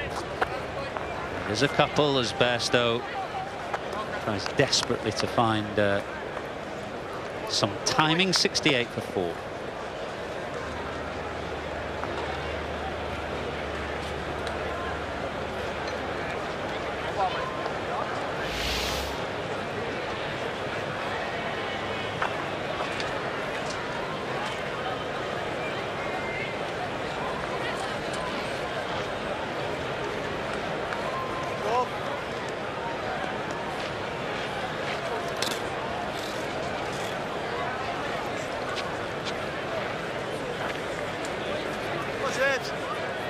England under the pump, 68 for 4. 30 overs remaining. I think it's turned too much. And again, umpire Milnes is unmoved. This time Finch reviews excellent googly from Zampa. TV umpire to director, we have a clear review for LBW. On-field decision is not out. It's a fair delivery. Can we move on to front on spin vision, please?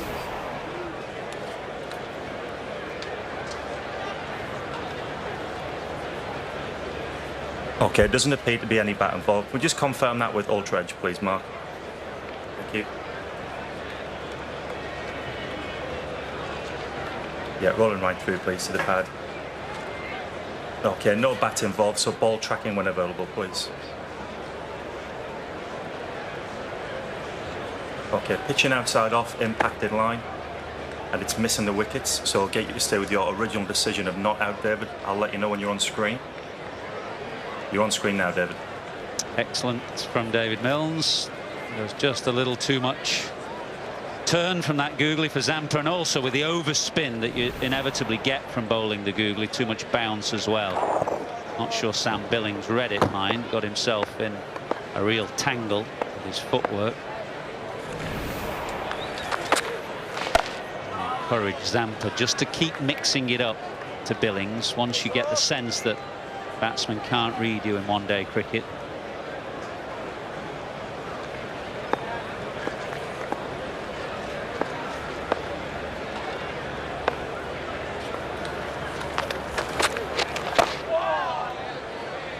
Well, you're asking for trouble if you don't know which way the ball's spinning and you're running down the pitch, but you can understand what Sam Billings is trying to do. He's trying to put some sort of pressure on Zampa, knock him off his line and length.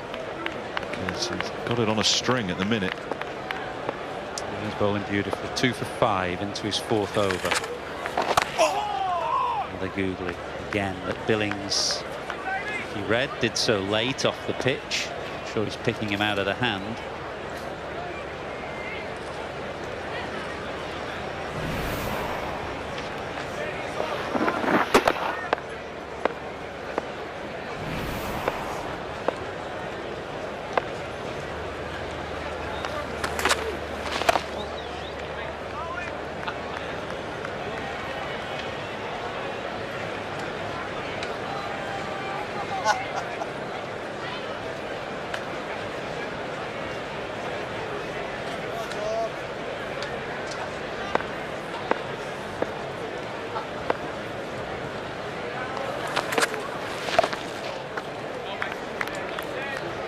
That's another fine over from Zampa, who has figures of 2 for 6 from 4. England are 69 for 4.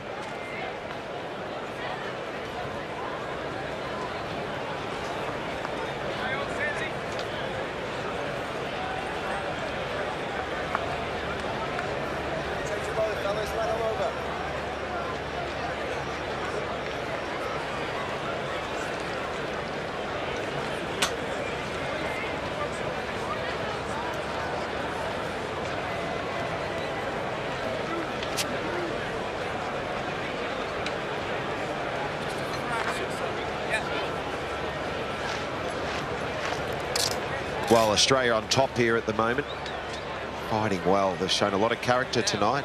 After being in trouble with the bat, they've fought back and posted a good number at 294.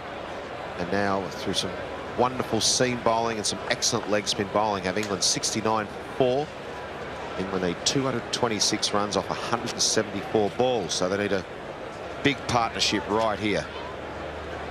Johnny Bairstow's hanging tough. Billings is just new to the crease. Right, Mitchell Marsh into the attack. Australia have got a few all-rounders. They've got Mitchell Marsh, they've got Marcus Stoinis who can bowl some seam as well. They've got Glenn Maxwell who can bowl some off-spin.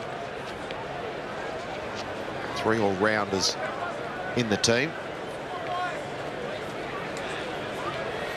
Good evening, Rob Key. Good evening, Shane. Tell you, it's been good to watch the bowling, that is for sure. But Zampa's figures, 4 overs, 2 for 6. The thing is as well, you have to start trying to work out where your runs are coming from. You can't just survive. So now you have the all-rounder on. So Billings, Bairstow are going to have to think, well, at some stage we're going to have to take a bit of a punt. That rate is now nearly 8.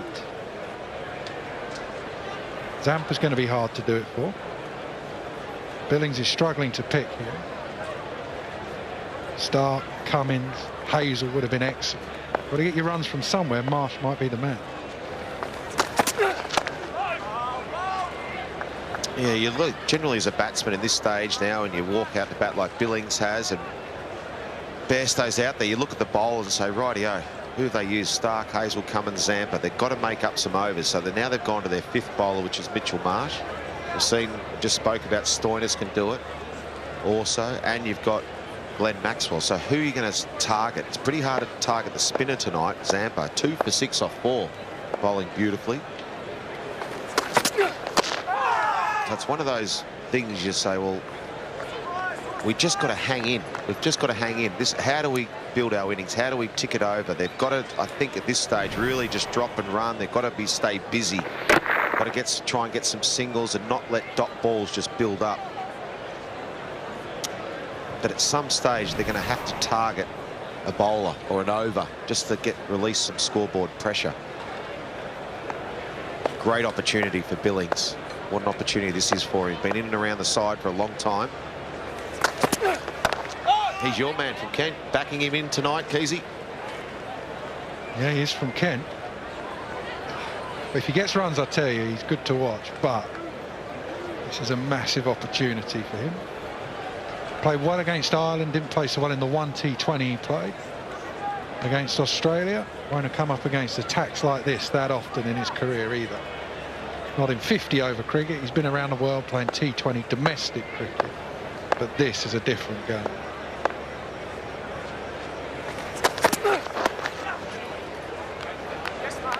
It's a pretty tidy start, that, from Mitchell Marsh. A leg by to finish. It's a maiden over.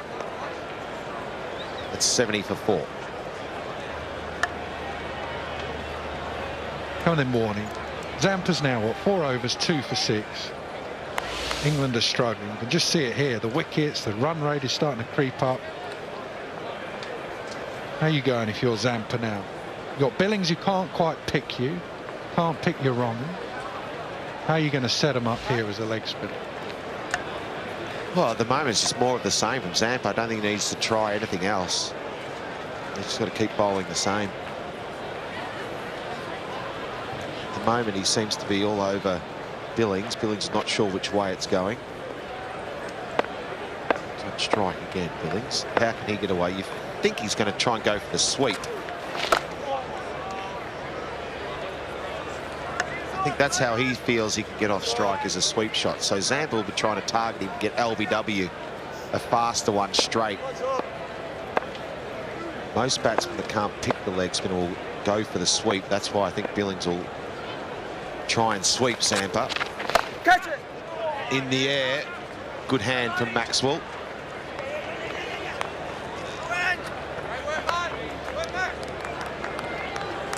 I mentioned the all-rounders. They've also got Labuschagne who can bowl some leg spinners. Like the top spin of that one. It was in the air for a short moment, short of Maxwell. He did well to get a hand on it. He's a gun in the field, Glenn Maxwell.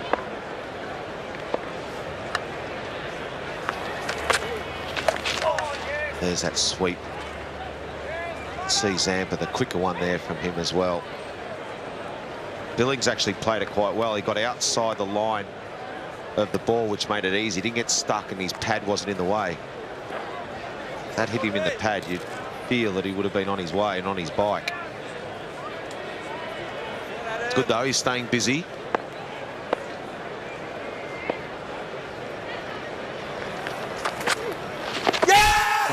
The LB shout now. Oh, it's close. Aaron Finch, it slipped, likes it. Was there a little inside edge? Just outside the line, you think? You speak about him getting his pad right outside off stump.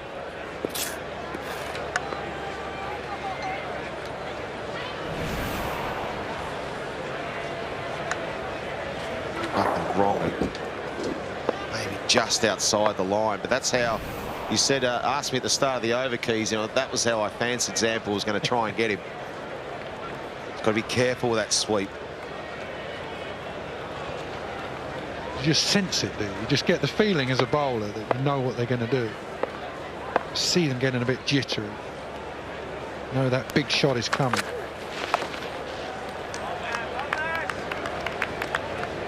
Yeah, let's have a look. I think it was a pretty good non-review from Aaron Finch. I reckon he got him just outside the line. Remember, it's got that white ball has to hit within those tram lines, that purple bit you can see. So it was outside the line, which means it can't be given LBW. If it hits him in line and went straight on to hit the stumps, then that would have been out. He's close. You can feel it, Zampa. Good field change. Just change that man. You can see near the umpire on the right of screen just to block off that sweep. Good battle going on out there. This is good to watch. It's 75 for 4. What point though? 9 from 25 Billings, Bairstow 29 from 68. At some stage you've got to throw something back at the opposition. That rate just gets out of control.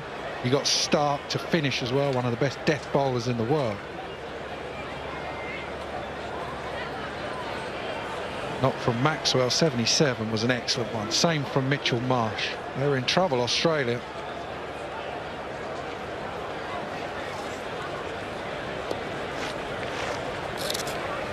And Marsh to continue. Aaron Finch has moved his bowlers around nicely. Now it's into the 5th bowler. This might be the over where Billings and Bairstow target an over as a big over. Or will they just dig themselves in and get stuck in and just keep moving it around, and just that rate though is climbing. 8.16 and over. I think as well you've got the short boundary at the other end. That's why Zampa's figures are extraordinary. 5 overs now, 2 for 11, with a short boundary to the right-hander's leg side. What a brilliant job. It's been excellent bowling.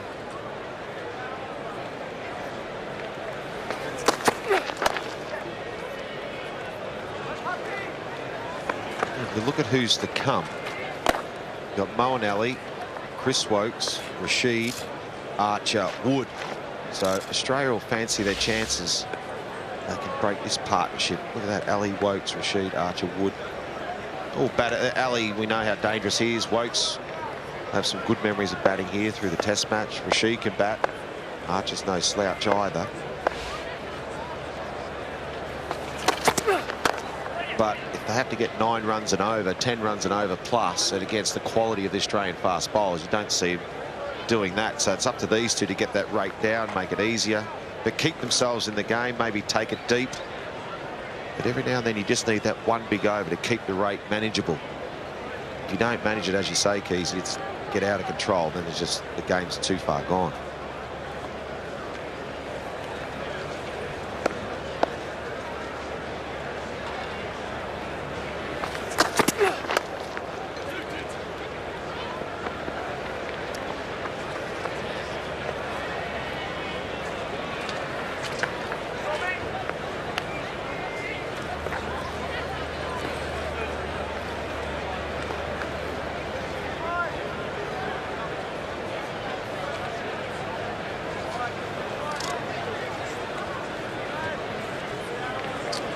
Bairstow's the man in, 32. So it's up to Billings to make sure he doesn't get stuck down there and help Bairstow. Not just too many dot balls for Billings, which puts too much pressure on Bairstow, and he feels like he has to do everything.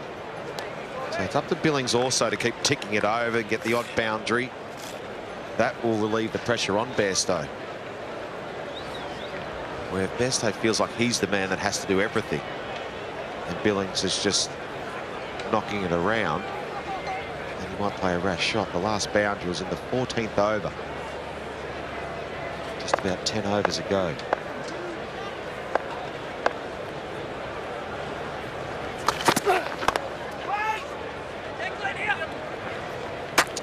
Another pretty good over, that one. 81 for 4.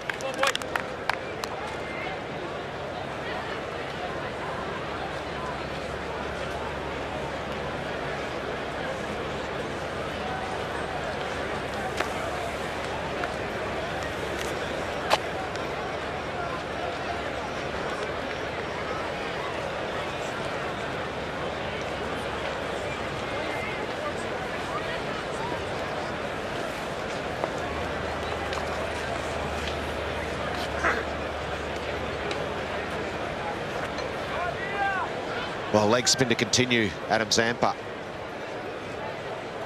Just looking at any field changes, all pretty similar. Bairstow will look to hit a bit more down the ground. Oh, he's got it. Yep, that's up and over the short one and punished. That's 6. Yeah, quick onto it, Bairstow. Just gave him that length, just short. And at that speed, he was quick onto the back foot and he smashed that.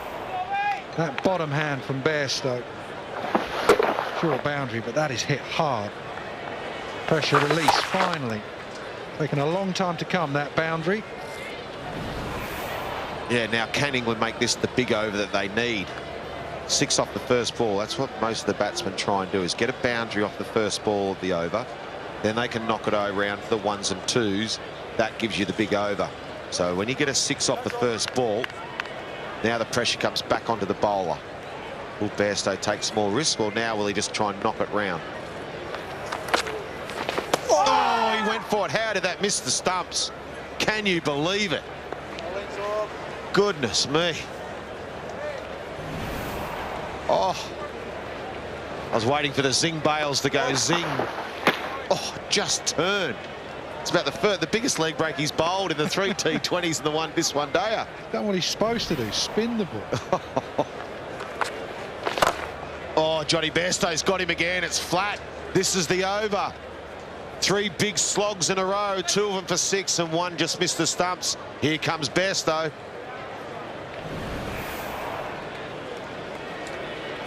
Watch the eyes, just watching that right onto the bat. Reckon he's going again. 12 from the over so far. Pressure finally on Zampa.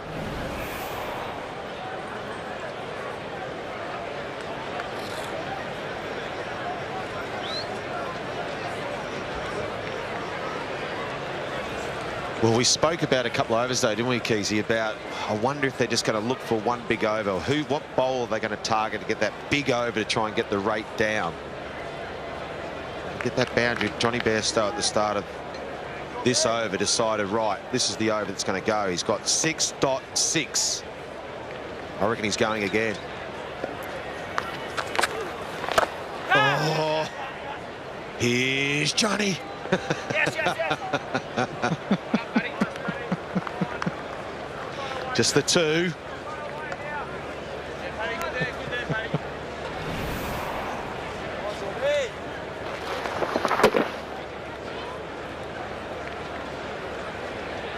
Man on the sweep has just come straighter and straighter. He's now at mid-wicket. Slower and wider from Zampa, should be there. Oh, he's dropped it short. Got away with it. That's what you would have done. Slower and wide, almost tempt him even more. Yeah, I think most spinners, when the batsman starts going after them, they end up getting faster and faster and trying to just bowl it as quick as they can to the stumps. And when you do that, it's a lot easier to gauge the length the ball's going to be. Where if you go slower and wider of the stumps, it's harder to control, and the batsmen need to use the pace. Billings again couldn't quite get that sweep away, but it's a good over for England. It's 15 from it. It's 96 for 4. I remember saying to you years ago when I was a captain, so how do you stop people playing that reverse sweep? You know, when not just the little dink one, when they actually try and play the really big reverse sweep. And you said the same thing then, actually. Bowl it as slow as you can. Almost bowl the worst ball you've got. Just a real slow delivery on leg stump. Whereas everyone, when they see batsmen going into 5th gear, they generally just try and bowl it faster and faster. Then you're going into the batsman's hand.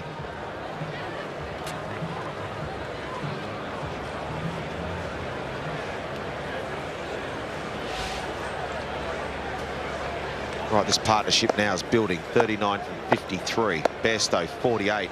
Mitchell Marsh to continue. Oh, Nipaka. Done a pretty good job, Mitchell Marsh. To his 3rd over. He's only gone for 6. So Aaron Finch had a few options for his 5th bowler. See him roll his fingers across that. And he's decided on Marsh. He's not letting his skipper down.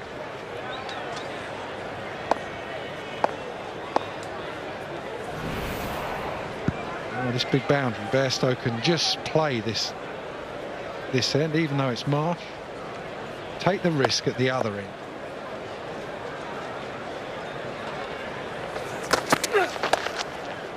Looking for two. It's quick, Bairstow. Got a good arm, Stoinis. Oh.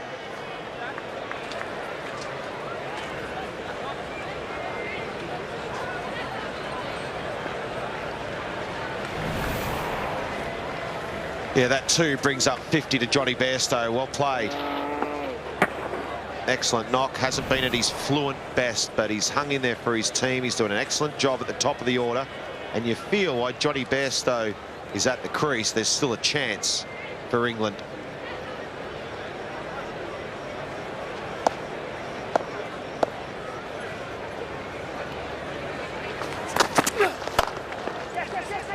Nice timing. That 50 was Johnny Bairstow's slowest 50 in international cricket. But it'll be one he remembers because he's had to work hard for it against some quality fast bowling from the Australians. Some good wrist spin from Zampa.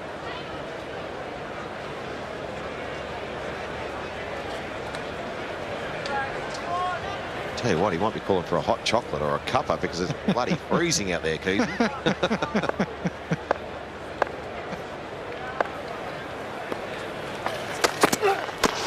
Oh. Billings fancied, wanted a big piece of Mitchell Marsh.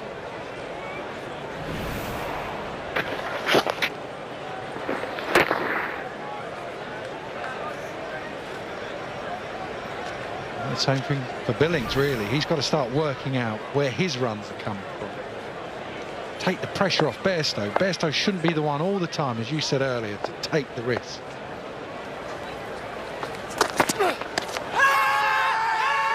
Big shout, big shout. Well, now we go through the process. Finch looks at Carey, looks at the bowler. Not much interest. Just a little bit of tail in or nip back. I think he's a bit too far down the pitch. To see that nip back, yeah, too high. Probably outside the line again. Good bowling for Mitchell Marsh. It's the better way to go. If you're going to come down, come outside that off stump with that little bit of shape. Take that LBW out of the game as much as you can.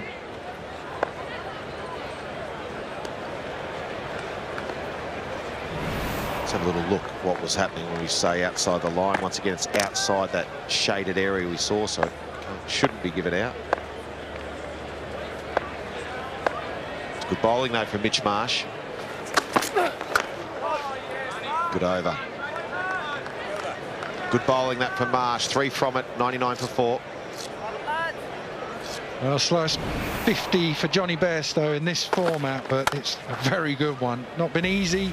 The bowling has been outstanding. There's been a lot of movement off the pitch, but he had to fight hard through the first 10 overs in particular after playing on so many good pitches over the last, what, 3 or 4 years. I reckon this has been a serious test of Johnny Bairstow.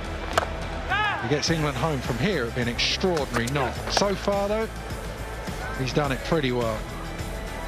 Might see a few more shots now. 51 from 79 balls, Johnny Bairstow.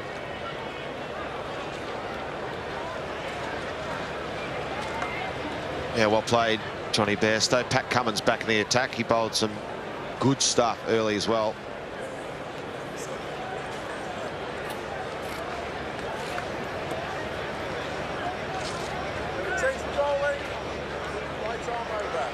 And the quicks today, Stark, Hazelwood, Cummins were fantastic. They challenged the pad, the technique, outside edge. They were all over Joe Root when he came in. Didn't look like getting it off the square.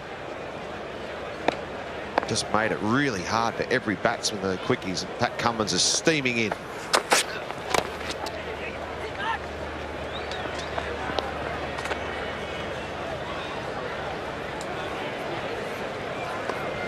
Playing pretty well in this form of the game. He's been a good player in all forms, Johnny Bairstow. Look at that for a record in one-day international. That's a terrific record, that. Averaging 47 with 900s. It's very, very good. Look at the strike, 104. Compare that to tonight, 65. That might change if he keeps on going. Right, Sam Billings. Here we go. It's about this time now as a batsman when you start to feel the pressure. Strike rate of 34. It's maybe an opportunity. Catch. Oh, wide, just wide, a bit off. Think that'll go all the way. Yeah, good shot. That'll make him feel a lot better. He desperately needed that boundary. Just a little bit too full. He just sits back on the drive. That's why it goes up in the air, but Finch is looking to attack. Trying to keep Billings on strike. Yeah, and hopefully that'll help Billings as well. That's his first boundary in this innings. Faced 33 balls. That was his first one of the ropes. Oh, well bowled. Good comeback from Cummins.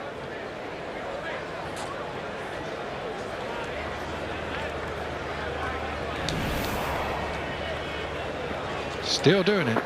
Straight off the seam off this surface.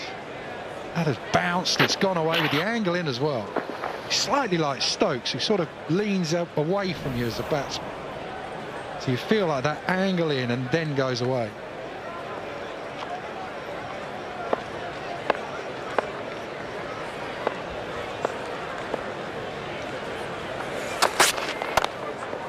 Well played. England just these last few overs got a little bit of momentum. Bairstow took that opportunity against Zampa, got him for a couple of big Dorothys over the fence. Dorothys? Dorothy Dix, 6, yep. Don't get with the program, BFK.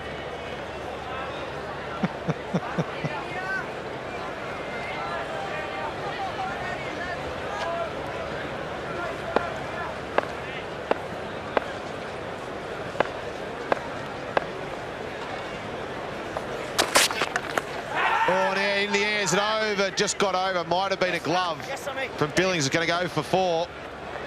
Just over the top of Carey. Yep, 4 runs off the glove. It's a good bumper from Cummins. Yeah, great contest. That's too early on the shot, but that boundary again takes the pressure off. This has become a good over for England. 9 runs from it so far. The 50 partnership is up as well. Just a little bit of luck there from Billings. That could have easily gone to straight up in the air. But no diagrams in the scorecard. It counts as 4. Another short one in the air now. Is that all the way? Yeah, it's gone long.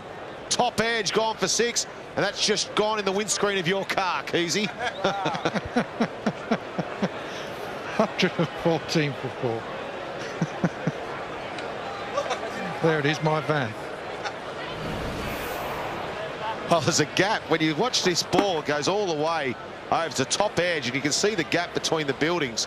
That's where everyone's car's parked, and Keezy just started to panic. So it was going to his car. It bounced all the way. Look. Get the 20-cent piece just straight along Keezy's car. That's him right there.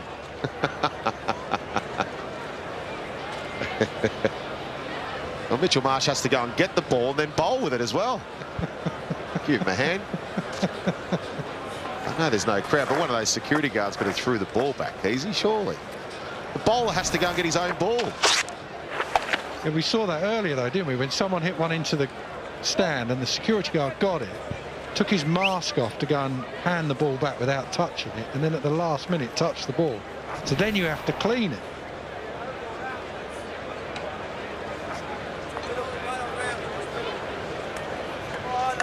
Well, because Mitch Marsh had to run to the car park and get that ball, they decided to make a change. Glenn Maxwell, another all-round in the Australian side, got the happy knack of taking a wicket.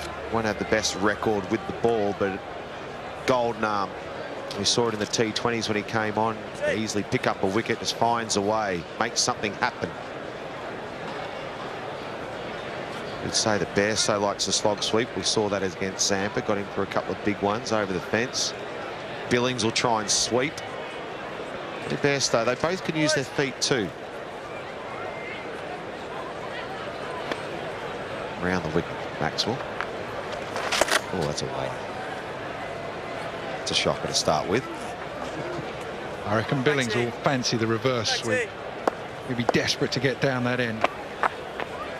If you look at the field, there's no need to reverse. There's only one man to the right of screen that just hit there. The rest of them all on the fence. There's no point. There's always runs there. Good running from Bairstow. It's quick.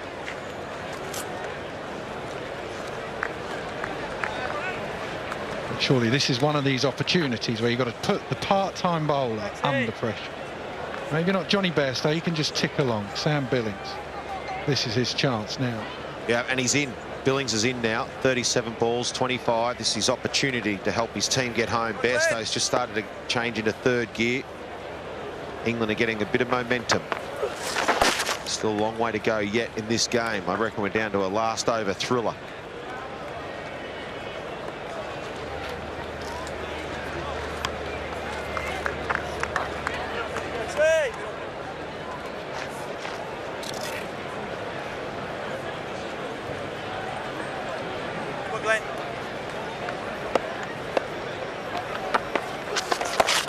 Oh, in the air, it's safe.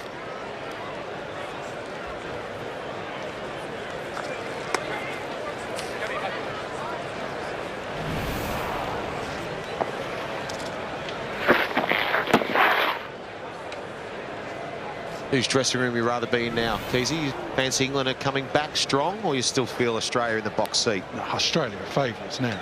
It'll be a choke if you lose from him.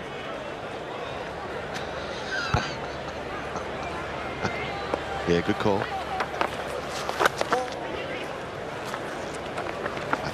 Thriller.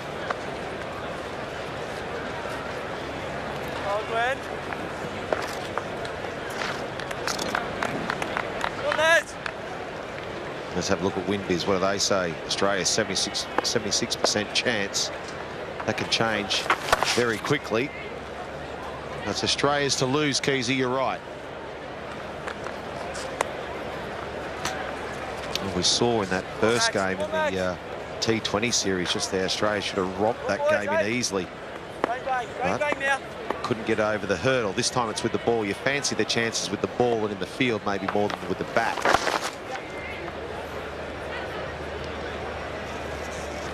Good over for England, that one. 8 from it. It's 122 for 4.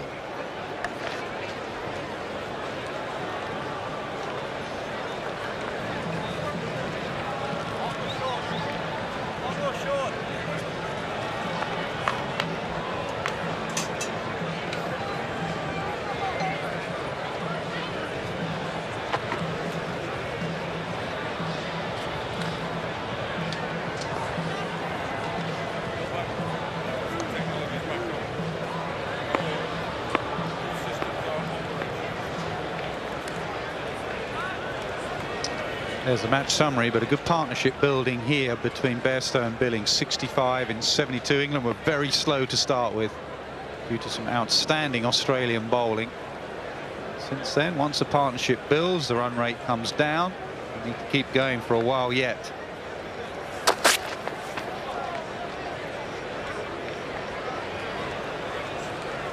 Cummins has used that bouncer twice in the last over to Billings. One was glove for 4, the other top edge for 6.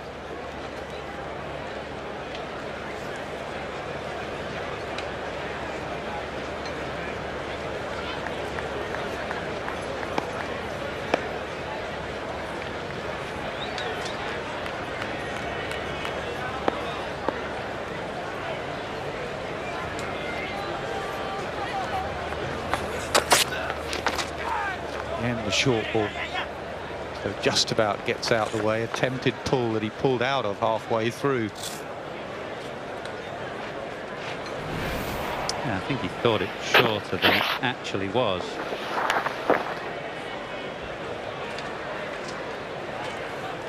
On the previous half hour, Shane Warne and Rob Key, and Johnny Bairstow is having a real struggle, so it's credit to him that he's hung in there and just started to find a bit of form in the last 20 minutes. Did a couple of sixes off the spinner Zampa. The same thing in that last T20 game. He was battling with himself, battling with his technique. He just hung in. It's a good lesson to anyone, especially a lad of his ability. He can catch up. Now he's used up 86 deliveries. The key is for him to be there at the end and win the game.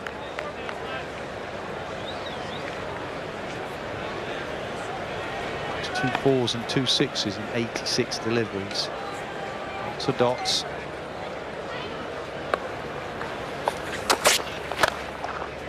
Make that 3 6s. That is a short arm jab over wide mid on for 6. Well, it proves the point perfectly, really, both that he started to find some form, and secondly that he will be able to catch up with that strike rate, which was hovering in the 30s for a long time at the start of his innings, but he's up to 72 now with the third mighty 6 over mid-wicket, this time off Cummins, not off Zampa, off Cummins.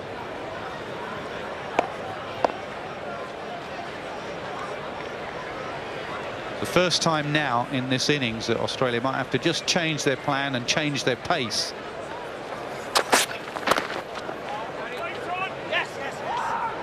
Little mistakes appear in the field as well. Maxwell, very rare for him to miss something like that. Yeah, just maybe time for the odd slower ball and the odd cutter. At the moment it's just been pace on, hitting a length.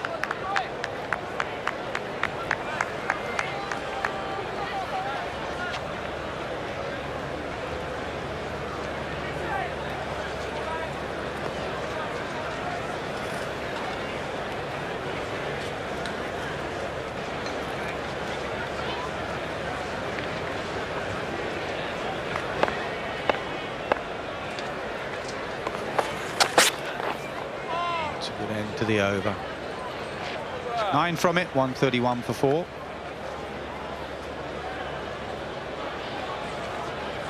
At this stage Australia were 143 for 5, so they're not that far behind England, and 1 extra wicket as well. Hazelwood rightly 8 overs, 2 for 21. Brilliant up front, so they bowled him his bulk of his overs.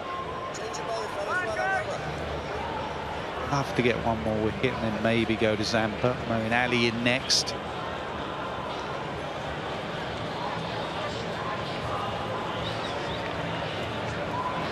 So they've used 6 bowlers. It looks like they're going to use their 7th. Marcus Stoinis, medium pacer, obviously big strong shoulders so he can get it through, but he's the sort that will vary it and bowl some cutters.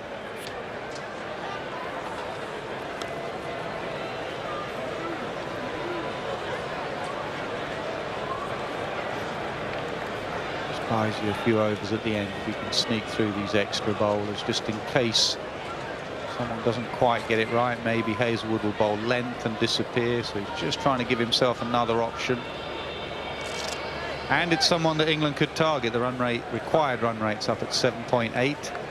Could be someone that gets Billings going.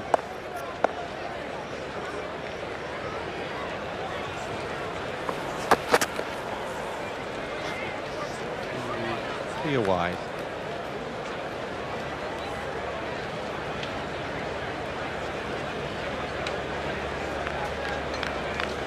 They're just going to check the front foot as well. Remember, third umpire checks the no balls.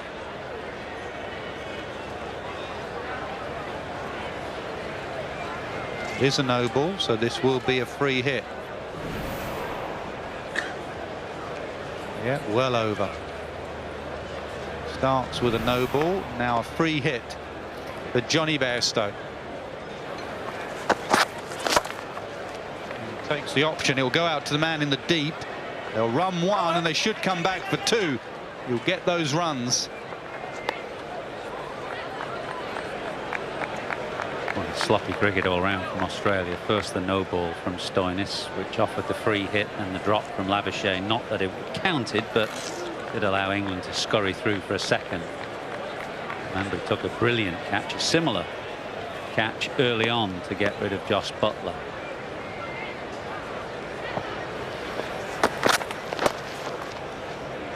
It's been a clumsy 15 minutes for Australia. Aaron Finch will just want him to regroup here. Not sought to shout and wave his arms around. He's concerned.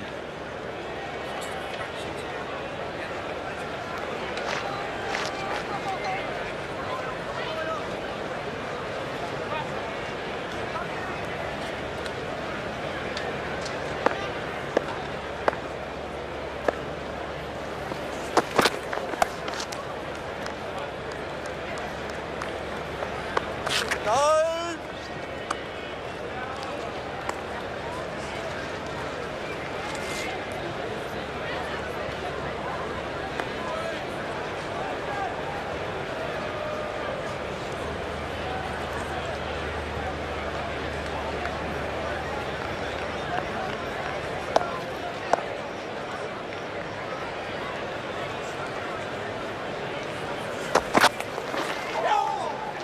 Few of those today. He's had a bit of luck.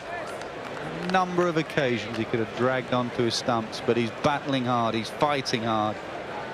6 times I reckon he's had this sort of delivery that's nipped back in. It's just missed the stumps or just missed the inside edge. It's close.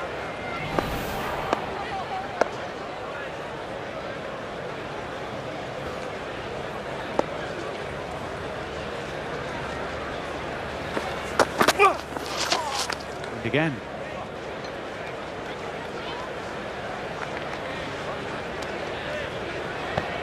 There wouldn't be that many current batsmen in English cricket averaging over 40 first-class cricket and list day cricket.